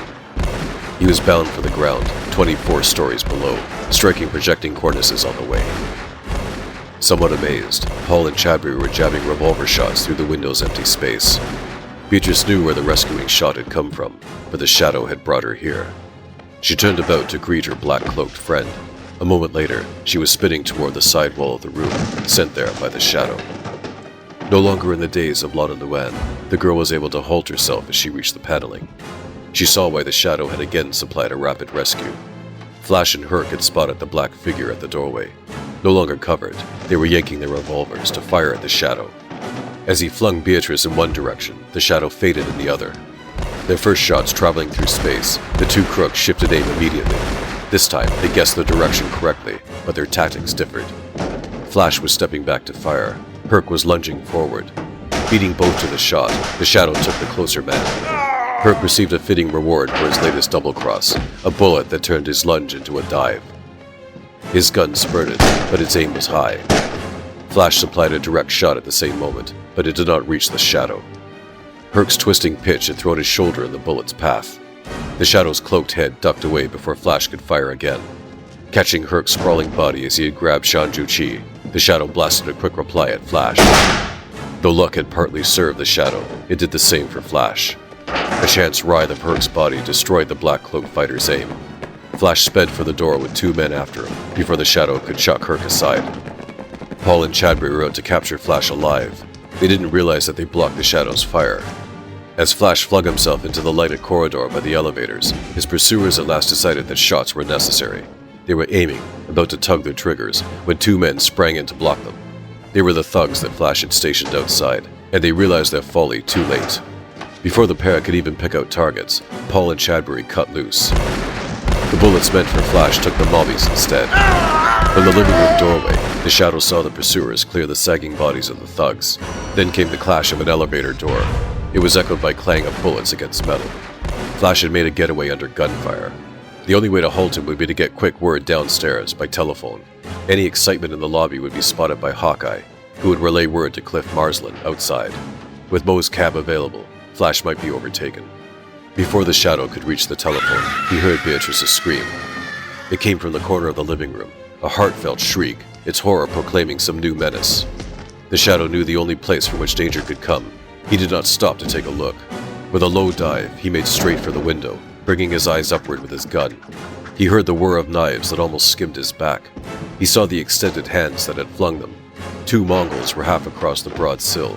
They were reserve assassins who had climbed up together, undeterred by the fate of the slant-eyed killer who had tried the previous thrust. They had been swinging their knives when Beatrice saw them. Behind a chair in the far corner, the girl was safe. Both killers were loosing their knife throws at the Shadow when he had made that distinctive dive. Fast and long, his low head-first surge had carried him just below the launch blades, but the Shadow had not ended his plunge until he reached the window. Grabbing the cloaked arms, the Mongols tried to haul the Shadow across the window ledge. Beatrice had a gun but could not fire, for the Shadow was tangled with his foeman by the time she aimed.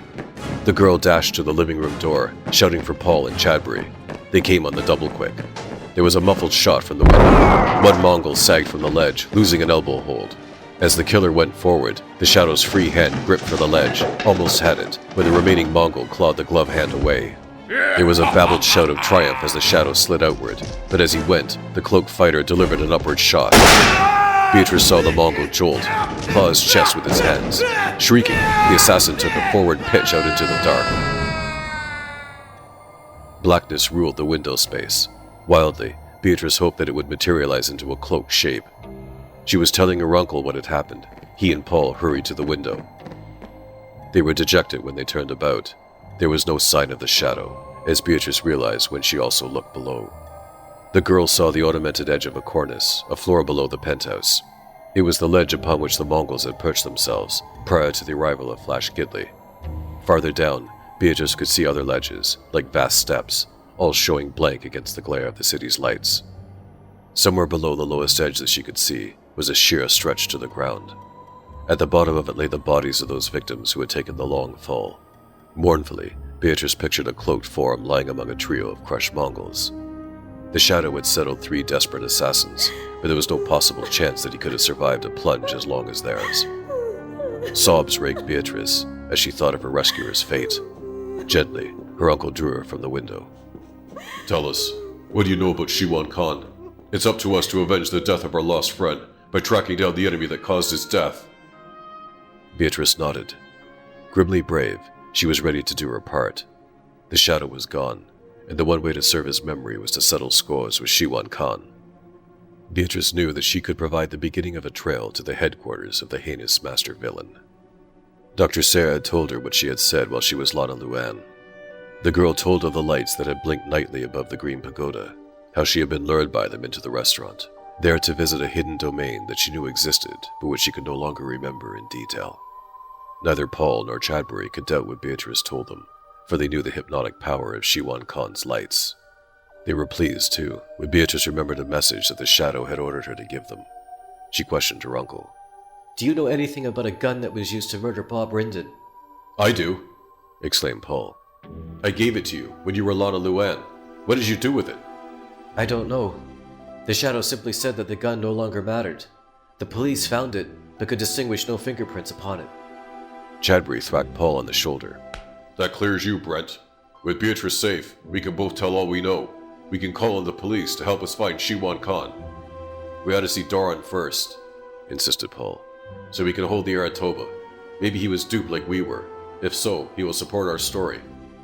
Chadbury nodded while closing the safe to lock up the $50,000. He remarked that Doran might still be at his office. The shipping man usually remained there evenings when freighters were being loaded. Taking Beatrice with them, Chadbury and Paul left the penthouse. They were solemn as they rode down in the elevator. Despite their elation over the chance of balking Shiwan Khan, they had not forgotten the Shadow. Their tones were hushed when they spoke of him. Silent, too, was the cloaked form that soon rose from the blackness outside the penthouse window. Wavering inward from the darkness, the shadow settled upon the living room floor. Crawling farther, he was blocked by Herc's body. Managing to circle it, he reached the telephone. His gloved hand failed, however, when he tried to lift the instrument. Unlike the Mongols, the shadow had not taken a long pitch from the window. Their plunges had been inspired by bullets. The shadow had dropped straight. His plummet fall had stopped on the cornice from which the diving Mongols had bounced. Managing to cling there, the shadow had rolled inward from the edge. Strength returning, he had climbed up to the deserted penthouse. Exhausted, the shadow lay motionless. It would be minutes, perhaps many of them, before his senses came back. Precious minutes for Shiwan Khan, whose evil cause had received a bad setback tonight. For Shiwan Khan, perhaps, would have a chance to rally his depleted forces while the Shadow's recovery was underway. True, measures were being taken to defeat Shiwan Khan, but such measures would bring only failure when employed without the Shadow.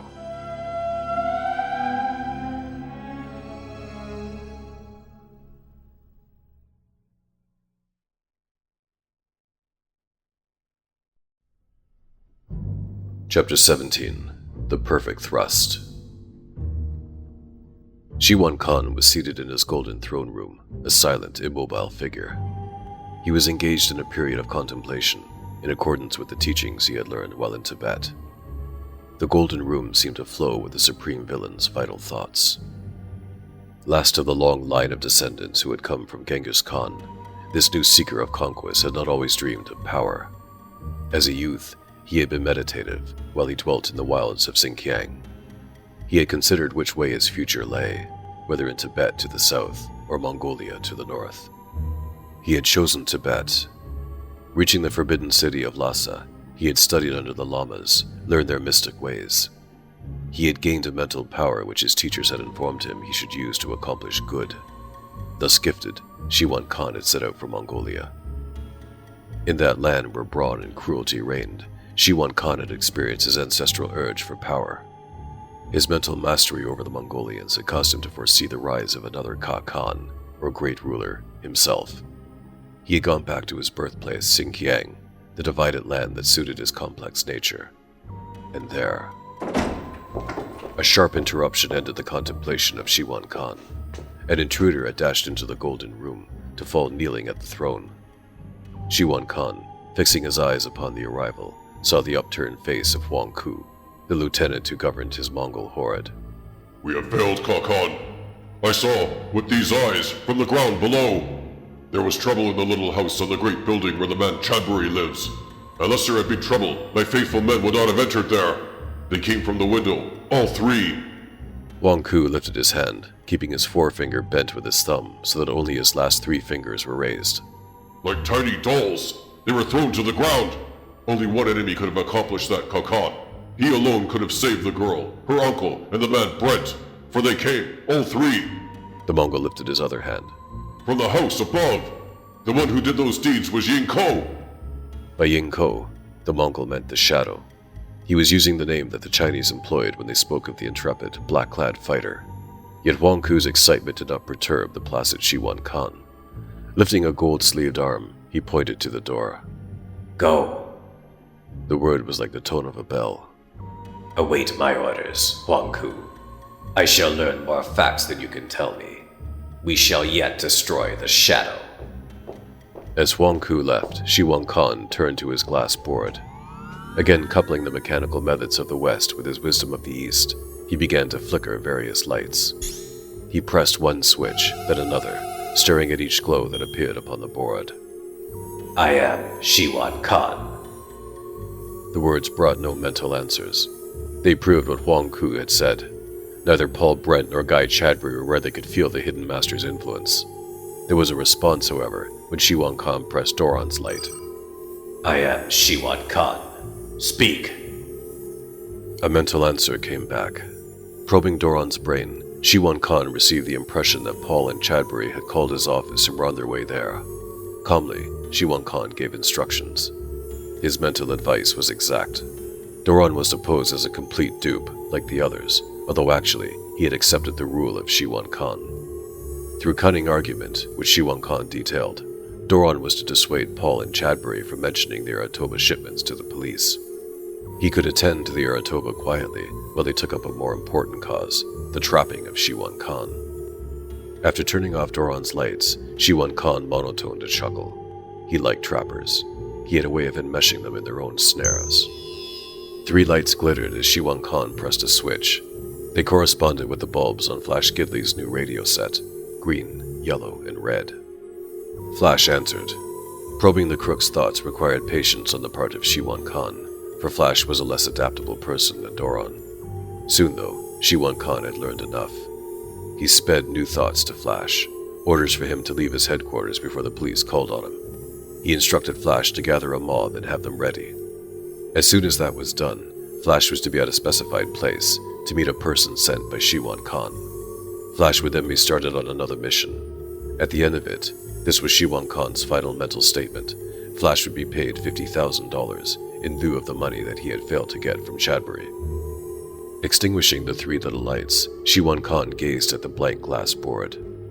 His lips phrased a melodious laugh, a change from his usual monotone, as he pressed a different switch. Chinese letters began to flicker from the board. Shiwan Khan had started the flashing sign that hung above the Green Pagoda Cafe. Though he knew that Beatrice Chadbury was no longer living the life of Lana Luan, Shiwan Khan still believed that the sign would bring results, and it did. Across the street from the Green Pagoda, a man was watching that sign. Harry Vincent was on new duty for the Shadow. Harry had definite instructions from his chief. He was to watch the sign in case it showed odd flickers. Thereupon, it would be Harry's duty to report to Burbank. Harry had been warned, too, that he was not to watch the sign more than a few seconds. Without realizing it, Harry stared at the glow too long. He was counting the changes of the Chinese letters, thinking that they were shifting at the rate of 1 a second. Instead, the letters had a slower progression. To his amazement, Harry was reading those curious characters. With one of them, he seemed to hear the spoken words. Come. Mechanically, Harry crossed the street. A man in a trance, he entered the Chinese restaurant and was shown to the little booth beside the idol. Thoughts were coming to his mind without the aid of the lights. Sliding back the panel, Harry took the route that Beatrice had so often followed. Passing the closed door to the room where the girl had discarded her own clothes for the garb of Lana Luan, Harry followed the passage that went by the spiral stairway and came into the throne room of Shiwan Khan.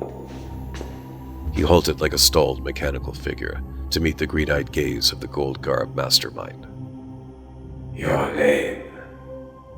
Shiwan Khan seemed to probe Harry's brain to find it. Is Harry Vincent. Once you served the Shadow. Unwittingly, Harry gave a nod. From now on, you shall serve me. I promise you a vast reward. You shall come with me to the heart of Asia, to the underground city of Xanadu, where the sacred river Elf runs through measureless caverns into a sea where the sun never shines. Harry's eyes seemed to light, as if they caught a vision of the splendid capital which dominated Shiwan Khan's underground kingdom. Genghis Khan, my ancestor, conquered half the world. He used gunpowder, other implements of warfare that were modern in his day. His descendant, Kublai Khan, feared no one and was able to use the wealth that Genghis Khan had left him. With it, Kublai Khan built Xanadu. Thoughts are things. Sometimes they are sent on the wind, as we say to pass. Once, a fragmentary edition of the famed city, Xanadu, reached an English poet, Coleridge, who wrote his impressions. The words of a dream? No, the description of a vision. I, Shiwan Khan, have again discovered the lost city of Xanadu. Far beneath the earth, on the banks of the sacred river Elf, it forms a vast bomb-proof shelter. No puny bombs could blast the mountains that cover the forgotten sea of Manja. Inspired by his own description, Shiwan Khan was sweeping Harry into a state of ecstasy. Leaning forward, the golden-robed master drove home the utterance. I shall be Kakan, the ruler of Xanadu. Through the wealth of the ancients, I am acquiring aircraft and munitions. My air fleet shall travel everywhere, conquering unprotected lands. Should enemies attack my country, seeking reprisal, all they will find will be dry deserts and barren mountains. I have stirred the people of Xinjiang so that they are dissatisfied. When I return to Xanadu, I shall assemble them. They will populate my hidden kingdom, and later, as conquest proceeds, the craftsmen of all nations will be drawn to Xanadu. There, our factories will supply the planes and bombs for still greater conquest. Harry was approaching the throne, drawn by the powerful green eyes of Shiwan Khan. They were face to face, and Shiwan Khan's lips were moving, but the words that he merely whispered seemed to thunder through Harry's brain. To you, I promise high honor and Xanadu if you obey my present mandate. You will accept. Harry punctuated the comment with a nod. The duty of destroying the one enemy who alone can hope to block my ambitions. The Shadow. Entranced by the glare of the green eyes, Harry continued his slow nod. The lips of Shiwan Khan formed a livid smile. The master plotter was ready to give the perfect thrust. Harry Vincent had become the tool of Shiwan Khan. Doom was scheduled for the Shadow, to be dealt by the agent that he trusted most. Doom that the Shadow could not possibly foresee.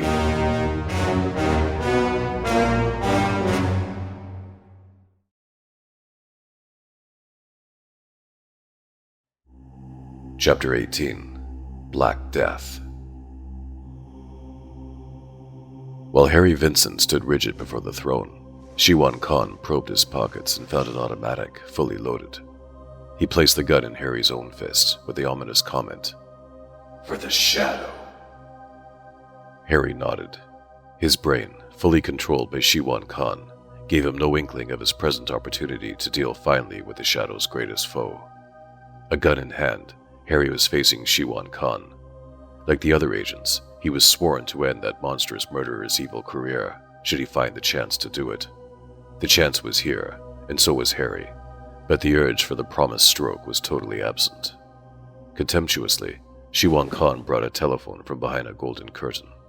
Lifting the instrument from the stand, he placed it in Harry's free hand. He wanted Harry to communicate with his chief, the Shadow, and a mechanical means was necessary. The Shadow, however great his prowess, had not yet acquired the skill to project thoughts, with his agents as receivers. Mental jolts were reaching Harry's brain. They were the commands of Shiwan Khan, standing close beside him. They told Harry what to do, then gave him leeway. His mind, so to speak, was on leash. Freely, it started along its accustomed channels, then pulled up short at the beck of Shiwan Khan. Harry called a number that came from his own memory. He heard a quiet voice across the wire. Burbank speaking. Vincent reporting, announced Harry. Important information regarding Shiwan Khan. Report in detail. Eyes were close to Harry's. Across the telephone, he met the green glare of Shiwan Khan, looming like the vast sea of Manja, ready to swallow him in its forgotten depths. An uncanny shrewdness governed Harry's next words. I can't report from here. There's danger. I must see the chief alone. Burbank inquired if Harry could safely hold the wire open. Inspired by Shiwan Khan, Harry gave an affirmative whisper. Burbank then informed that the Shadow had not been heard from since he went to the penthouse. Cliff Marsland had gone up there to look for him. Burbank was expecting Cliff's report over another wire.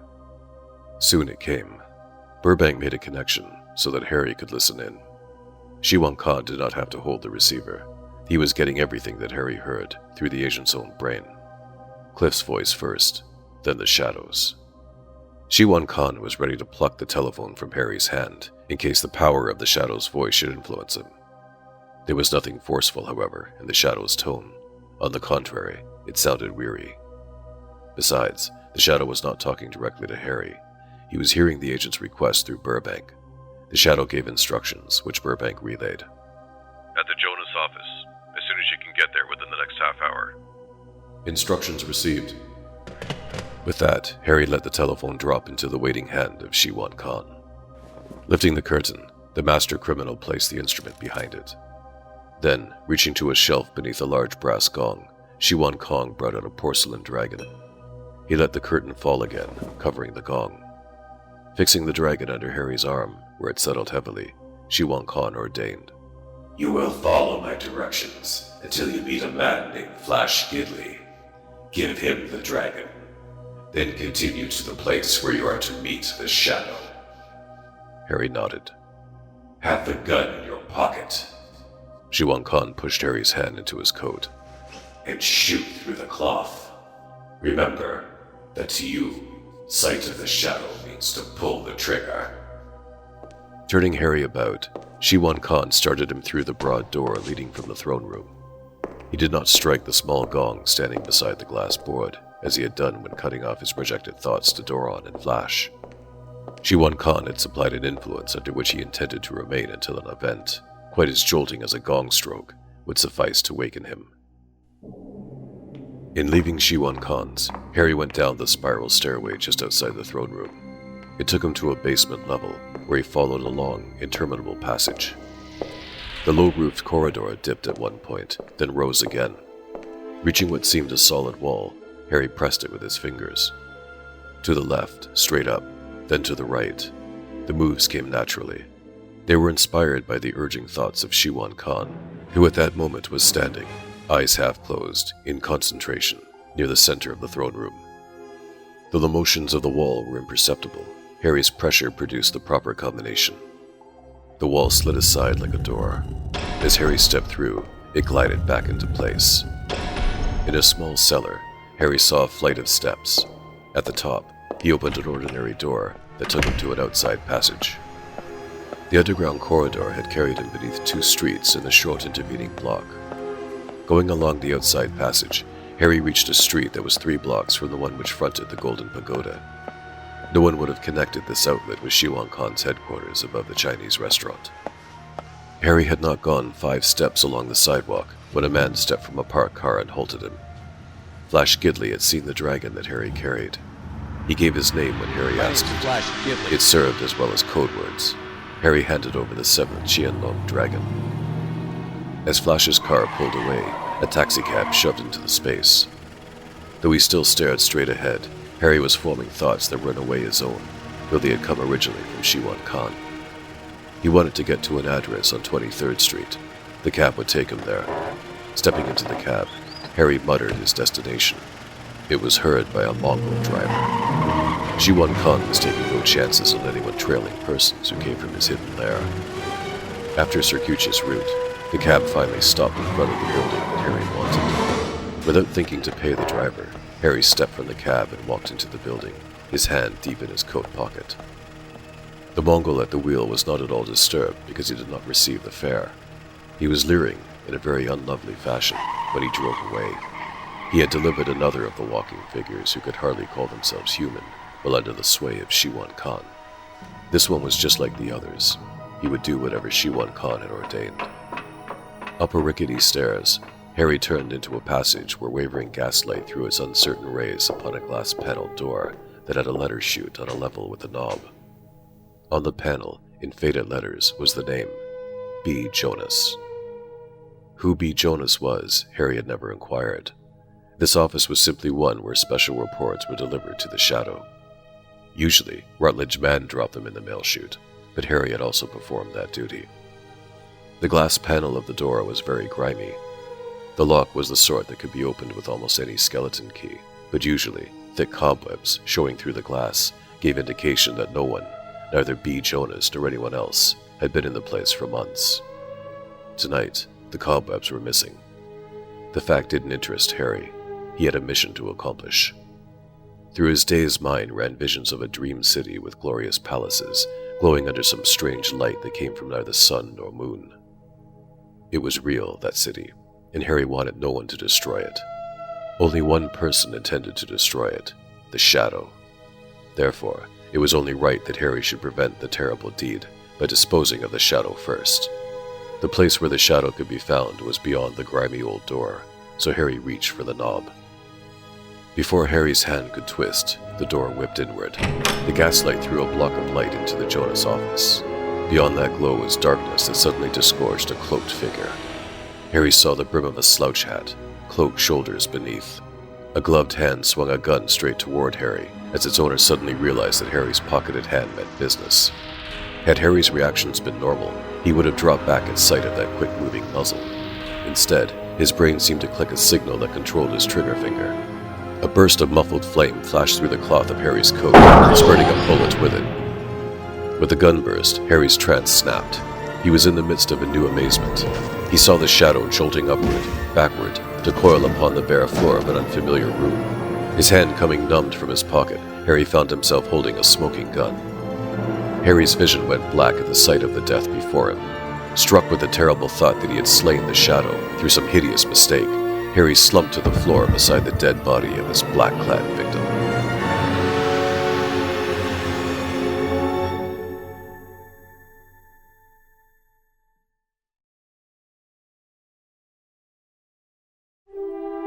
Chapter 19. Gong of Doom. Through Harry's gritted teeth came groans that drowned a muffled click from a closet in the corner of the squarish office. Recovered from the staggering sensation that his own gunshot had brought, Harry was unable to lift the slouch hat from the face of the cloaked figure beside him. He felt that another hand would have to perform that sorrowful rite. Another hand did, a gloved one, that came suddenly past Harry's shoulder to tug the hat away. Swinging about on hands and knees, Harry stared upward at the shadow. If ever a daze had swept him, it was then. The torpor produced by Shiwan Khan was nothing compared to the stupefied bewilderment that Harry felt at seeing the shadow alive and dead at the same moment. From the shadow that stood beside him, Harry heard a solemn whispered laugh. He saw the burn of amazing eyes that could only be those of his chief. Letting his gaze turn to the floor, Harry viewed the face of a dead man, the masquerader whose hat the shadow had removed. It was the face of Herbert Thorner. He was a party to murder, expressed the shadow. as deep in crime as the rest. His death was deserved. The shadow's statement was self-evident to Harry. He realized that he had fired his own shot in self-defense, even though the action had been involuntary. Thorner, lurking in the Jonas office, had swooped out, intending to drop Harry with a gunshot. He had been waiting for a chance to kill the shadow, or any of the latter's agents. Calmly, the shadow explained how he had led Thorner to the Jonas office during the afternoon. Taking the old cloak and hat from Thorner's body, he hung them in the closet where he had kept them, so that anyone penetrating here would think that they had found the shadow's actual headquarters instead of a mere way station. There was an opening at the rear of the closet, where a specially constructed panel formed the shadow's usual route to and from the dingy office, instead of the cobweb door. Cross snares had produced a curious result. The shadow, talking to Burbank, had correctly supposed that Harry was in the power of Shiwan Khan because of the unusual request for a special meeting. Thinking that Thorner had contacted Shiwan Khan, the shadow naturally supposed that he was being duped to enter a trap that he already knew about. He had said for Harry to meet him at the Jonas office, merely to satisfy Shiwan Khan. But the master plotter, who usually knew so much, had not been acquainted with Thorner's little game. It happened that Thorner had cooked up the cute idea all on his own, as the result had definitely proven. In sending Harry to kill the shadow, Shiwan Khan had doubly injured his own cause. He had lost the services of Thorner, and had also released a valuable prisoner in the person of Harry Vincent. The shadow, too, had made a mistake. He had taken his time, coming in to surprise Thorner, not suspecting that the fellow would be due for a clash with Harry. His purpose had been to capture Thorner and make the fellow talk, in hope of learning just where Harry was. Thus Thorner and Harry had fought it out together. Since Harry had won, the episode was closed. It was Harry, not Thorner, who might now provide a worthwhile trail. Questioning his agent, the shadow learned the same facts that Beatrice had disclosed, namely that the Green Pagoda was the route to Shiwan Khan's lair. But Harry's experience had been short and recent. It was impossible that he could remember more. Behind the closed door of the Jonas office, the shadow faced Harry toward a brilliant gas jet, then turned him so that he could gain the proper glitter from the shadow's own eyes. Under that burning gaze, Harry felt the creeping return of his recent days. The shadow talked of lights outside the Green Pagoda. Gradually, Harry carried the story further. He remembered the panel beneath the idol, the trip to Shiwan Khan's golden throne room. He described all that had occurred there, even mentioning 2 gongs that he had seen, a little one beside the glass board, and a large one when Shiwan Khan had lifted the golden curtain. Memory of the porcelain dragon returned.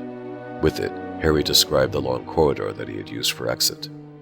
He told how he had given the dragon to Flash Gidley, then started for the Jonas office. There, the story ended. Harry was suddenly brought from his trance by a jolt that the shadow pounded to his chin. Leaving by the secret route, the shadow told Harry to contact Burbank and arrange for the removal of Thorner's body. Outside the building, the shadow entered Moe's cab and made a rapid trip to the neighborhood of the Green Pagoda. Scouting the block, the shadow saw a forming police cordon.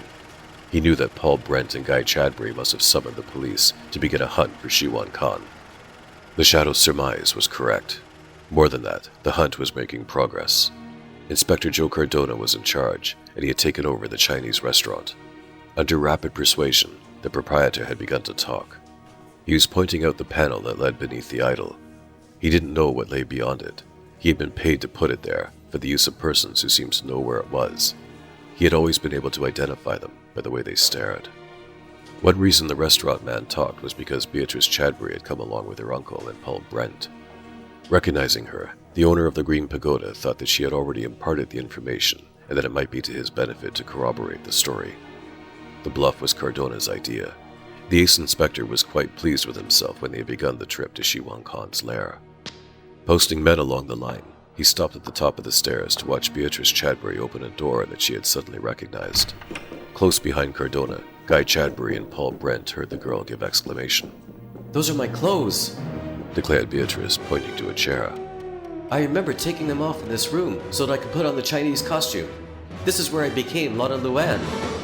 Joe Cardona was suddenly impressed that he was on the trail of something important.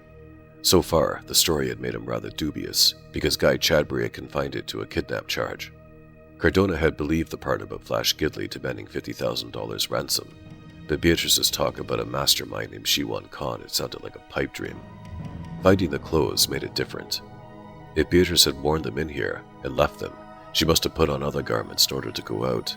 Either she had left as Lana Luan or Lady Godiva, and Cardona decided that a Chinese costume was more plausible than none at all. He posted his last detective to guard the clothes as evidence. Turning to Beatrice, Cardona said, All right, Miss Chadbury, your story stands to date. What about this Shiwan Khan? Do you think he's around here somewhere? Beatrice nodded emphatically. They followed her along the passage to the throne room. Seeing the light from the golden room, Cardona pressed ahead, drawing his gun. As he stopped at the wide doorway, the other man stepped up beside him, with Beatrice in the background. Shiwan Khan was seated placidly in his throne, facing the door. He had drawn aside the cloth at the side of the little alcove, revealing the large gong hanging above the vacant shelf where the seventh porcelain dragon had lately rested. Unperturbed by the bristling of 3 revolvers, Shiwan Khan gave a slitted smile and bowed. His eyes seemed to focus on the 4 pairs of eyes at the door. Each person felt the power of that stare and tried to fight it off. I have expected you. Announced Shiwan Khan in his singular tone. 3 of you have already been tuned to my mental vibrations. Your thoughts, to some extent, are still mine. Shiwan Khan's words were sheer bluff. Without the hypnotic influence of his lights, he could not place other minds under immediate control. Only a person willing to be hypnotized could succumb to his powerful eyes, though their influence did have a marked effect when accompanied by his persuasive speech.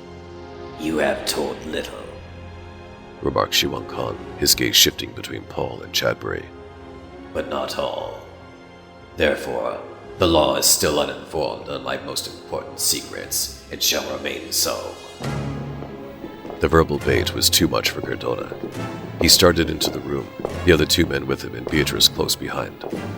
Shiwan Khan's only weapon was a small wooden hammer that he weighed between his long-fingered hands. He looked helpless against the guns. In fact, he raised his arms wide apart as the group approached. As they crossed the threshold, Shiwan Khan gave a hard backstroke with his upraised hammer, a move designed to bring his enemies forward in a surge. But before they could spring to action, a black-clad avalanche came whirling from the spiral stairs outside the throne room. Slicing through the edge of the doorway, the shadow wheeled upon Cardona and the others, flinging himself into a dive that carried all his weight with it.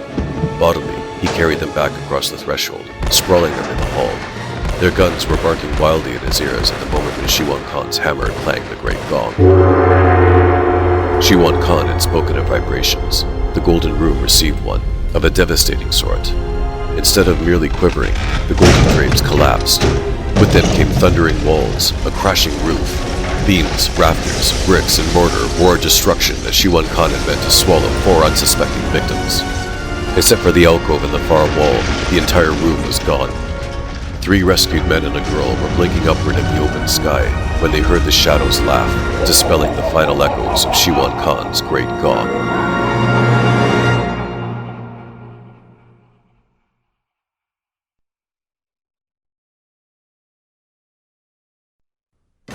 Chapter 20.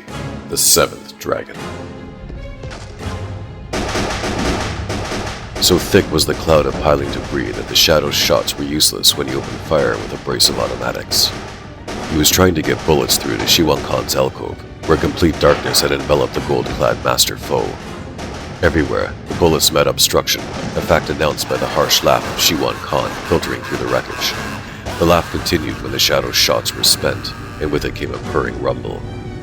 Situated in the solid wall of the next building, Shiwan Khan's alcove was an elevator. From the direction of the sound, the Shadow could tell that it was going up instead of down.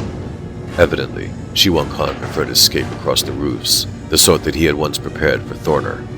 Perhaps he had guessed that the Shadow had entered by the route that led underground, 3 blocks away, and was therefore neglecting that advantage.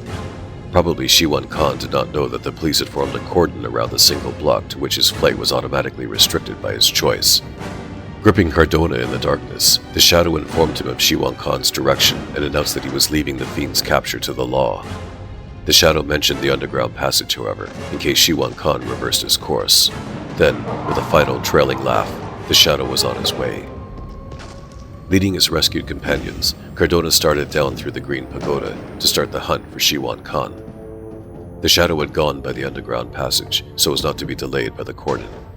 He had another objective, where he intended to operate alone. He had not forgotten the dragon that Harry Vincent had handed to Flash Gidley. The Shadow was headed for the home of Benjamin Twindell. Matters were brewing at Twindell's before the Shadow reached there. Flash and a few of his mobbies were grouped in the passage near the side door. The rest were stationed in front and in back of the house. It was Flash alone who approached the door to ring the bell. Harper, the butler, answered. Flash lifted his coat to let the servant see the dragon. As Harper nodded and stepped back, Flash jabbed him with a gun. The men at the side door entered, and soon had Twindell's servants covered. Opening the other doors, they admitted the rest of the mob. Benjamin Twindell first learned of the invasion when Flash entered the study and found the old collector at his desk. Twindell showed immediate alarm at sight of the gun Flash pointed at him. He gave a peculiar gulp when the smooth-toned crook placed the dragon heavily on the table. We're friends. Good friends. Why? Because we both know a guy named Shiwan Khan. He's the fellow who sent me here. Twindell blinked. He didn't fully understand. The deal is this. You want this dragon to match up with 6 others sitting there on the shelf. I want 50 grand. 50,000 bucks to you, which Shiwan Khan owes me. He says I can collect from you. I've already paid for the last dragon. Yeah, you better take a gander at your books. The way I got it, you still owe dough to Shiwan Khan. Twindell brought a ledger from the desk. Oh, yes. He nodded. I'd forgotten this extra credit. It comes to $40,000. I suppose I can spare the extra 10. Flash grinned. You can, all right. I'll tell you why. Because you're buying a special service, get it? With us barging in here, the cops will think that somebody was trying to rob the joint. They'll never figure we brought the dragon instead of cleaning out the place. That's worth 10 grand, ain't it? 10 grand for a real alibi? That's cheap for a guy like you, who's got plenty of dough and a rep he's gotta watch out for. 40 grand from his nibs, 10 from you. That makes up the kitty. The arguments produced a pleased cackle from Twindell. Hearing it, Flash was sorry he hadn't asked for more money. He decided, though, that it was best to follow Shiwan Khan's instructions. While Twindell was opening his huge safe, Flash went out to the stairs and called down to his men, telling them to march the servants up to the study. Tell these guys of yours that we're all right, Flash said to Twindell. Then we can give them back their gats. When we land, we'll do a lot of shooting, see? They're to do the same, only it's all in fun. When the bulls get here, you can tell them that you beat us off. Twindell explained matters to the servants. Harper and the others grinned when they understood the game. Rogues in their own right, they knew that Twindell was crooked. Any measure that covered their master's methods was a help to them. Parties to a crooked game designed by Shiwan Khan, both Twindle and Flash sent their followers from the study to get posted for what was to follow. A few of Flash's mobbies remained, looking around at the curios. Flash wanted them with him, so the fake battle could begin as they started downstairs. He was expecting Twindle to bring money from the safe.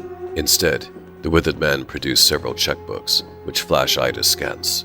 Flash began an objection. Say, checks won't go. Why not? My name will be on them. These are accounts belonging to imaginary companies with false names of officers.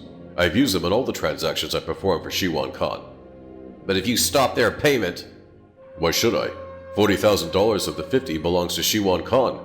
As I've already told you, I consider the remaining 10,000 a mere trifle for the service rendered. Flash made no further objection. Twindle was making out many checks, all for small amounts, payable to cash. They would be easy to cash. Gathering the checks as Twindle wrote them, Flash was too interested to note what occurred outside the room. A black-cloaked figure had arrived in the little passage at the top of the stairs. The Shadow, entering while all hands were getting instructions in the study, had found later opportunity to move upstairs. From the doorway, he could see the porcelain dragon squatting on the desk. He watched Flash reach for the last of Twindle's checks. It was almost time for action. Drawing back, the Shadow was ready to let Flash and the mobbies pass. Then he could cover Twindle in the study and cover the departing crooks from the doorway. Flash and his whole tribe could not dislodge the Shadow if they came from one direction only. At the moment, however, the Shadow's position was unenviable. If discovered, he would be between two fires. A minute more, the odds would be his. All seemed perfect for the Shadow when he caught the clatter of footsteps on the stairs. Something had happened below, bringing a pair of Twindle's servants and one of Flash's thugs up to the study. Trapped in the very spot he didn't want, the Shadow was faced by a serious emergency. His time limit of a minute was cut down to a few seconds, with disaster, not victory, waiting at the finish.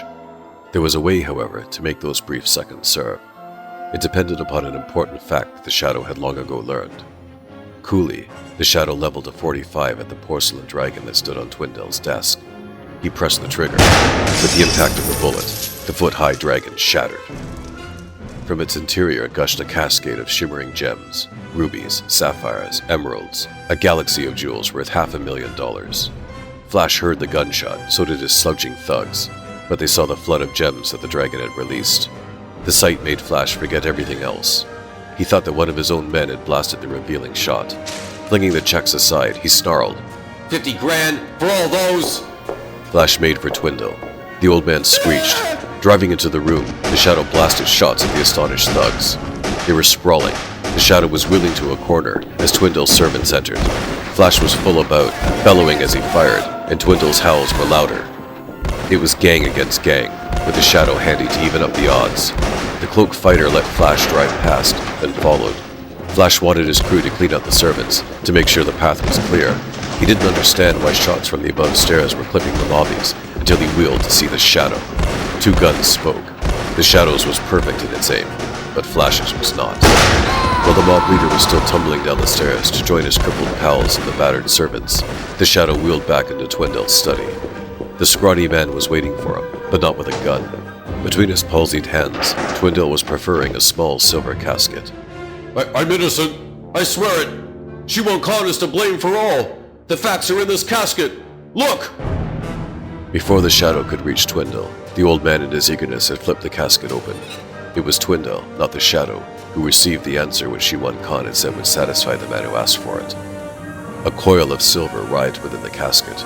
A darting head slid out, jabbed its tiny fangs into Twindle's wrist. The old man staggered as he let the casket fall. The Shadow fired a shot at the silver snake that wriggled across the floor. The bullet blew away the snake's head, but the creature's body still wriggled as the Shadow watched it. Twindle, though, was motionless when the Shadow turned to look at him. Slumped across the desk, Twindle's hands were buried in the jewels that lay about the shattered Qianlong dragon. The man who had aided Shiwan Khan's schemes was dead, served with a poisonous dose that had been intended for the Shadow. Every dragon on Twindle's shelf had carried its quota of jewels, which had been turned to cash at Twindle's sales for Shiwan Khan's purchases of supplies, airplanes, and munitions. The contents of the 7th dragon were the reward that Twindle was to keep for his services. He had his reward, the jewels on the desk, but Benjamin Twindle had not lived long enough to really enjoy the prizes that crime had brought him. A solemn laugh crept through that room of death. With the fading of that tone, the shadow was gone.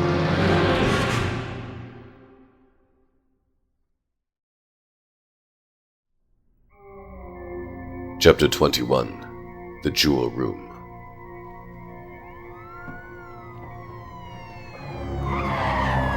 Police were arriving when the shadow reached the street. It must have been their approach that had caused members of both bands to hurry to the study. During the quick battle in which one gang had turned against the other, the shadow had noted some men sprawl as they flung themselves from the front door. Officers were entering that same door when the shadow departed from the side, but they didn't account for the fact that a cordon was forming all around the block. As he finally left the neighborhood, the shadow saw the commissioner's big car arrive. On that account, he soon returned to Twindell's. The shadow came as Lamont Cranston, in a big car of his own. Recognized as the commissioner's friend, he was admitted. On the ground floor, he met Beatrice Chadbury, who introduced him to her uncle and Paul Brent. The girl told Cranston that the commissioner was upstairs in the study with Inspector Cardona. At the study door, the shadow met Weston, who looked very sick. Jabbing his forefinger back into the room, the commissioner told Cranston not to look, so the shadow looked and saw what he expected, though it wasn't at all pleasant. The thing was Twindell's body, no longer scrawny. It was swelled from the poison that had brought such rapid death. The face was covered with splotches, mostly green and purple, and the wide-open bulge of Twindell's eyes was something very hideous. The police surgeon had just decided that Twindell was dead, a statement that pleased Joe Cardona, because he was reaching Weston's state. The body was lying on a stretcher that had come in from an ambulance, so Cardona covered it with a silk Chinese banner that he plucked from the wall. Coming out with the police surgeon, Cardona detailed 2 detectives to guard the body. Entering the study, they stared curiously at the gaudy drape of red and gold, as though they wondered what was underneath it. After Cardona gave a terse but graphic description of what the body looked like, the detectives lost their curiosity. On the way downstairs, the shadow learned what had brought the turnout. Shiwan Khan had been sighted near the Green Pagoda. Still wearing his golden robe, he had made an excellent target for police bullets. But the trouble was that no one had hit him. Either he ducked that lead, Growled Cardona. or that smock he was wearing fooled the eye. Anyway, he got into a cab with a big mogul driving it. A Mongol. Corrected Weston. Be precise, Inspector. With a big mongrel driving it, and we took after him. When he headed up here, I had a hunch where he was going, so we spread out and closed in on him. Thereby losing trace of Shiwan Khan. Added Weston. From what I've heard, we practically had the world's greatest criminal in our hands, and let him slip out. He's in this house, Insisted Cardona. We nabbed the mongrel out back, and while he won't talk, we know that his boss isn't very far away. Guy Chadbury joined the group. I've just talked to the federal agents. We called them up a while ago. They went to the Hoboken Pier. Evidently Doron was really working with Shiwan Khan. He let the Aratoba get underway. She won't get far though. They intended to intercept her in the lower harbor, remove most of the crew, and tow her back to dock. I told them about the cargo, and said that Brett and I could explain the reasons for our mistakes. Oddly, Chadbury felt a confidence as he spoke. Perhaps it was because he found himself addressing Lamont Cranston. He realized that Cranston was the man who had found Beatrice, and he was sure that his friend could supply real evidence to prove that all crime was due to Shiwan Khan. In fact, Cranston could already do so. The proof is quite plain, said the Shadow. Shiwan Khan must have purchased many supplies and shipped them to Xinjiang with Doron's aid. I can produce a man. The Shadow made reference to Harry Vincent, who talked with him and learned his plans. Shiwan Khan intended to start a kingdom in the wilderness with himself as ruler. Buying supplies was simple, but airplanes and munitions promised him more difficulty. So he established fake companies in Twindell's name very early in the game. With Doron already controlled, he merely needed to force 2 others to do his bidding. The 2 others were Paul Brent and Guy Chadbury. Having already admitted the fact, they were relieved rather than worried. Shiwan Khan's chief Mongol is named Wang Ku, continued the Shadow calmly, as though he had learned the fact from some informant. Wang Ku murdered Bob Rindon because Rindon had learned too much in Xinjiang. The ruby that Rindon had was probably one of many that Shiwan Khan used to bribe the local troublemakers. There was another link that the Shadow did not mention, the fact that Bob Rindon knew Paul Brent and that the death was intended to incriminate Paul. That detail was a thing forgotten, for which Paul was quite grateful. Sudden enlightenment had struck Commissioner Weston in regard to the matter of the jewels. He spread a large cloth upon the table to display the gems that had been brought from Twindell's study. Then these gems came from Sin Kiang. Certainly. Shiwan Khan has masses of them, the spoils that his illustrious ancestors took from conquered nations. Look at the stones, Commissioner. Any expert will tell you that they are ancient. But how can we prove they came from Shiwan Khan? Very easily. Find Twindell's own collection, which he did not sell. It is probably somewhere in this house. When you find it, you may also find Shiwan Khan. Though he considers jewels to be his baubles, he would certainly appreciate a hiding place. The search of the house had been completed, but Weston decided to go at it again. He and Cranston were at the top of the stairs when Weston heard his friend suggest that they look at the room next to Twindell's study and note the thickness of the wall between. Cardona was shouting up the stairs that the dead wagon had arrived. While Weston and Cranston were busy in the other room, the two detectives came from the study, bearing the stretcher with the silk-draped body. Evidently, their vigil had not agreed with them, for Cardona noted their fixed expressions when they were going past. Hearing the call from above, Cardona hurried to the study. He found the commissioner standing by the desk, pointing to a section that had lifted like a hinge. Lights were shining from the open space. Cranston found these, expressed the commissioner. An odd thing. The panel, like the lights, seemed to be controlled by a switch. Weston interrupted himself. Cranston was finding more. He was half inside of Twindell's big safe, working at the back of it. He found a spring along the edge. The rear of the safe slid smoothly into the wall. The shadow emerged to say something, but Cardona did not wait to hear it. Setting a light beyond, the police inspector lunged through the big safe in the opening at the back of it. He came into a tiny room that sparkled with the brilliance of many jewels arrayed upon a table. The shadow had found Twindell's missing collection, but that was unimportant at the moment. The sight that really gripped Cardona was that of a gold-robed figure crouched at the end of the table, bent forward as if gloating over the masked gems. Recognizing Shiwan Khan's attire, Cardona decided not to give the mastermind a chance. Pumping away with his police positive, Cardona literally punched the gold-clad figure from its chair, then bounded past the table to add a few more bullets in case Shiwan Khan still offered fight. He hoped, too, to recognize the face of Shiwan Khan, which he had seen once before. In that hope, Cardona was disappointed. He recognized the face he saw, but it did not belong to Shiwan Khan. Joe Cardona was staring squarely into the bloated, bulge-eyed figures of dead Benjamin Twindell. His own eyes shut, Cardona groped back through the safe. He was remembering the lights in the dead wagon. He was realizing something that the shadow had understood before Cardona had made that unneeded surge into the secret jewel room. From that new lair, which he had gained as a hiding place, Shiwan Khan had pressed a switch controlling lights in Twindell's study. The glowing bulbs had attracted the two detectives who were guarding Twindell's body. Obeying the bidding of Shiwan Khan, they had carried the corpse into the jewel room, where Shiwan Khan had adorned it with the golden robe. No wonder the two detectives had passed so stiffly in the lower hall. Still obedient to Shiwan Khan, they were carrying Crime's master out to the dead wagon, under the brilliant cloth that had previously covered Twindell's body. Where the hell's Cranston? Weston was shouting when Cardona dashed past him, something about Cranston having disappeared.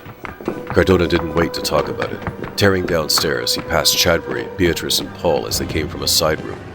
Reaching the avenue, Cardona saw tiny lights, no larger than distant pinpoints, the taillights of the hearse that was carrying Shiwan Khan away to safety. Before the ace inspector could yell for men to follow, he heard a roar from the curb, a half-block ahead. A taxicab shot away in pursuit of Shiwan Khan. From the speeding cab, Cardona heard a laugh that promised sure results before the chase was ended. It was the laugh of the shadow.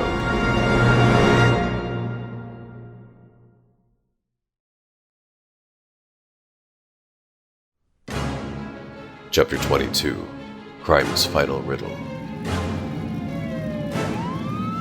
The hearse that carried Shiwan Khan was far speedier than the dead wagons that took murder victims to the morgue. The detectives who had placed the stretcher aboard it had not noticed that it was a high-powered car with a hearse body. Controlled by Shiwan Khan's vibrating thoughts, they had simply delivered their burden and waited outside the house. The shadow had seen them when he passed, and knew that they would remain in their stupor until someone clanged a gong in their ears. If no one else thought of that, the shadow would take care of the matter when he returned as Cranston. For the present, he was no longer Cranston. From a special sliding drawer beneath the rear seat of Moe's cab, the shadow had extracted his familiar garb of black. Ready with his automatics, he was prepared to blast the hearse as soon as Moe overtook it. Shiwan Khan provided for everything. He had probably arranged his getaway if forced to hide at Twindle's. Perhaps the walls of his special hearse were of steel. The only way to find out was to test them. That opportunity depended upon Mo, the man at the wheel, and also on the cab. Like Shiwan Khan's special vehicle, the Shadow's cab was geared for speed and demonstrated it. Away and back, the Shadow could hear the wail of sirens fade. The fact did not surprise him, for the hearse had tried some twisty tactics that only Mo had managed to follow, partly by the Shadow's guidance. They were on a cross street and the hearse was only a few blocks ahead, making straight for a downtown pier. Ahead loomed a yawning entrance. Beyond that, the dock itself. The Shadow urged Mo to a greater show of speed. It was given just in time. As the hearse sped through the pier opening, a big steel door began to slide shut. Mo whisked to the other side and whipped through with inches to spare. The hearse did not slacken speed. It reached the outer end of the pier and scaled off into the river.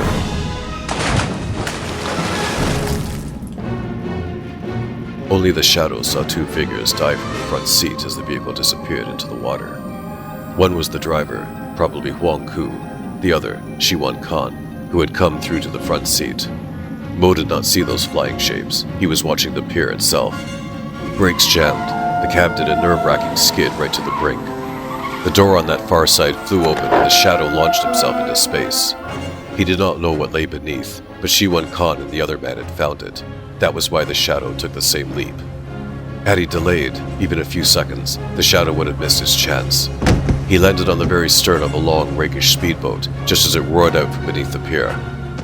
Clutching the stern rail with one hand, the Shadow aimed an automatic toward two figures that were driving at him. The stabs of the gun showed the faces of two Mongol fighters.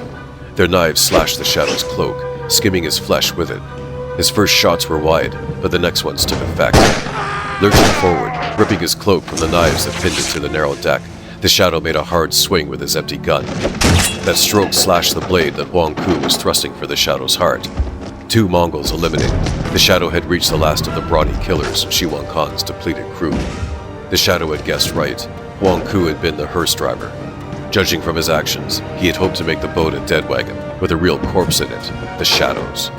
His crippled arm recovered. Huang Ku held the Shadow in a rib-cracking grip that prevented him from getting at the extra automatic which he had stowed beneath his cloak. All the while, knife jabs were coming, and the Shadow was fencing them off with slashes from his empty gun.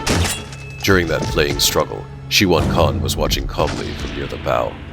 Clad in the dark, baggy clothes that he had worn beneath his golden robe, the Oriental crime master was patiently depending upon his most capable Mongol to succeed where many others, Shanjuchi included, had failed. There was nothing else that Shiwan Khan could do. The Shadow had not forgotten him. At no time did enough of a cloaked form display itself for Shiwan Khan to fire if he had held a gun in readiness. But Shiwan Khan did not have a gun. His only weapon was his brain. Leaving a scudding wake behind it, the rakish speedboat was driving far out into the harbor. Coolly, Shiwan Khan stepped up beside the man who stood at the wheel. The pilot was Mitchell Doran. He had provided the speedboat at his accepted master's command.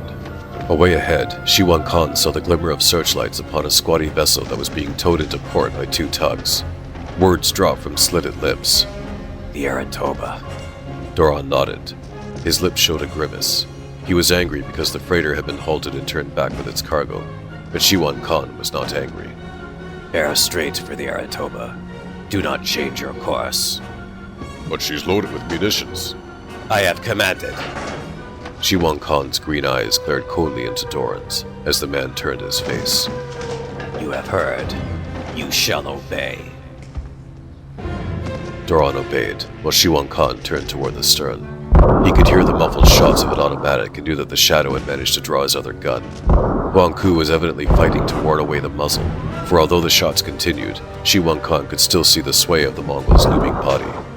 Counting the shots, Shiwan Khan heard one that brought a chortle from his slitted lips.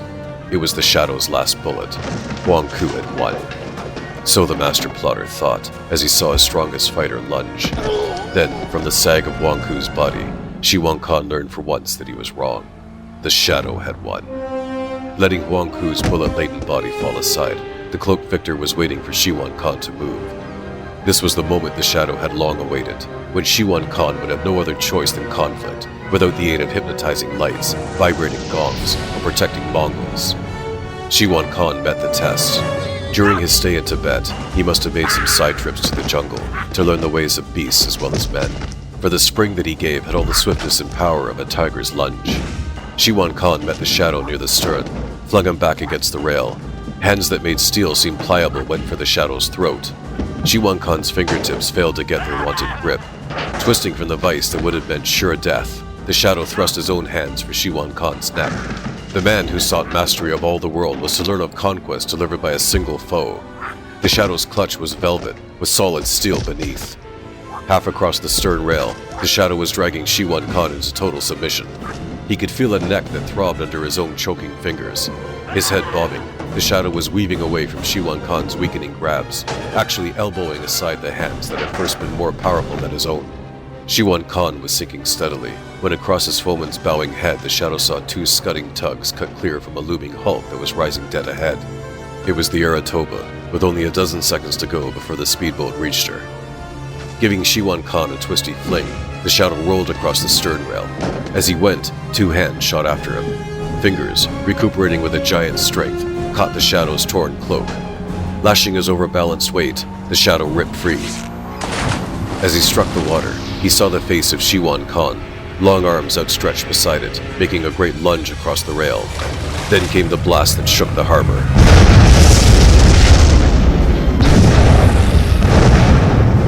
Hurtled forward by its stiffened pilot, Doran, the speedboat gored the hulk of the Aratoba, drove itself deep into the munition-stocked hold, and became the spark that set off a vast explosion. The freighter split apart, gushing a massive flame that seemed to scorch the sky. Pieces of aircraft skyrocketed with the bombs that they would never carry. Echoes of the blast still roared when flame had vanished, like the freighter and its cargo. Swimming steadily, the shadow reached the stern of a crippled tug with a coal tow. Rolling upon the deck, he lay in darkness while the engine resumed its laboring poundings to take the sinking towboat into dock. Other craft were visible near where the Aratoba had gone down. They were using searchlights to hunt for survivors. Seaplanes were zooming out from shore. One settled like a tired bird, its motor still throbbing. As the sweep of a searchlight glistened from its wings, the seaplane plowed the water. The shadow saw it lift and take off. With the plane's fading drone, the shadow recognized that the brief landing could have been more than a pilot's whim.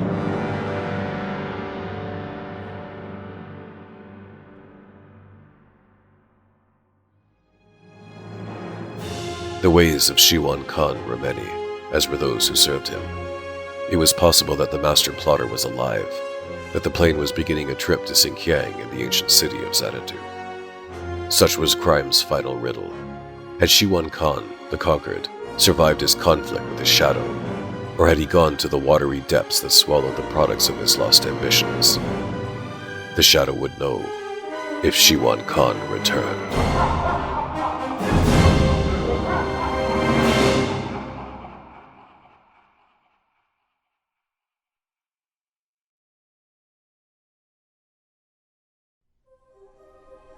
The Shadow, the Golden Master. Written by Walter Gibson as Maxwell Grant. From The Shadow magazine, September 1939. Performed and engineered by R.A. Mitchell. The Shadow, the Golden Master audiobook is a not-for-profit fan-made production. No rights given or implied. The weed of crime bears bitter fruit. Crime does not pay. The Shadow knows.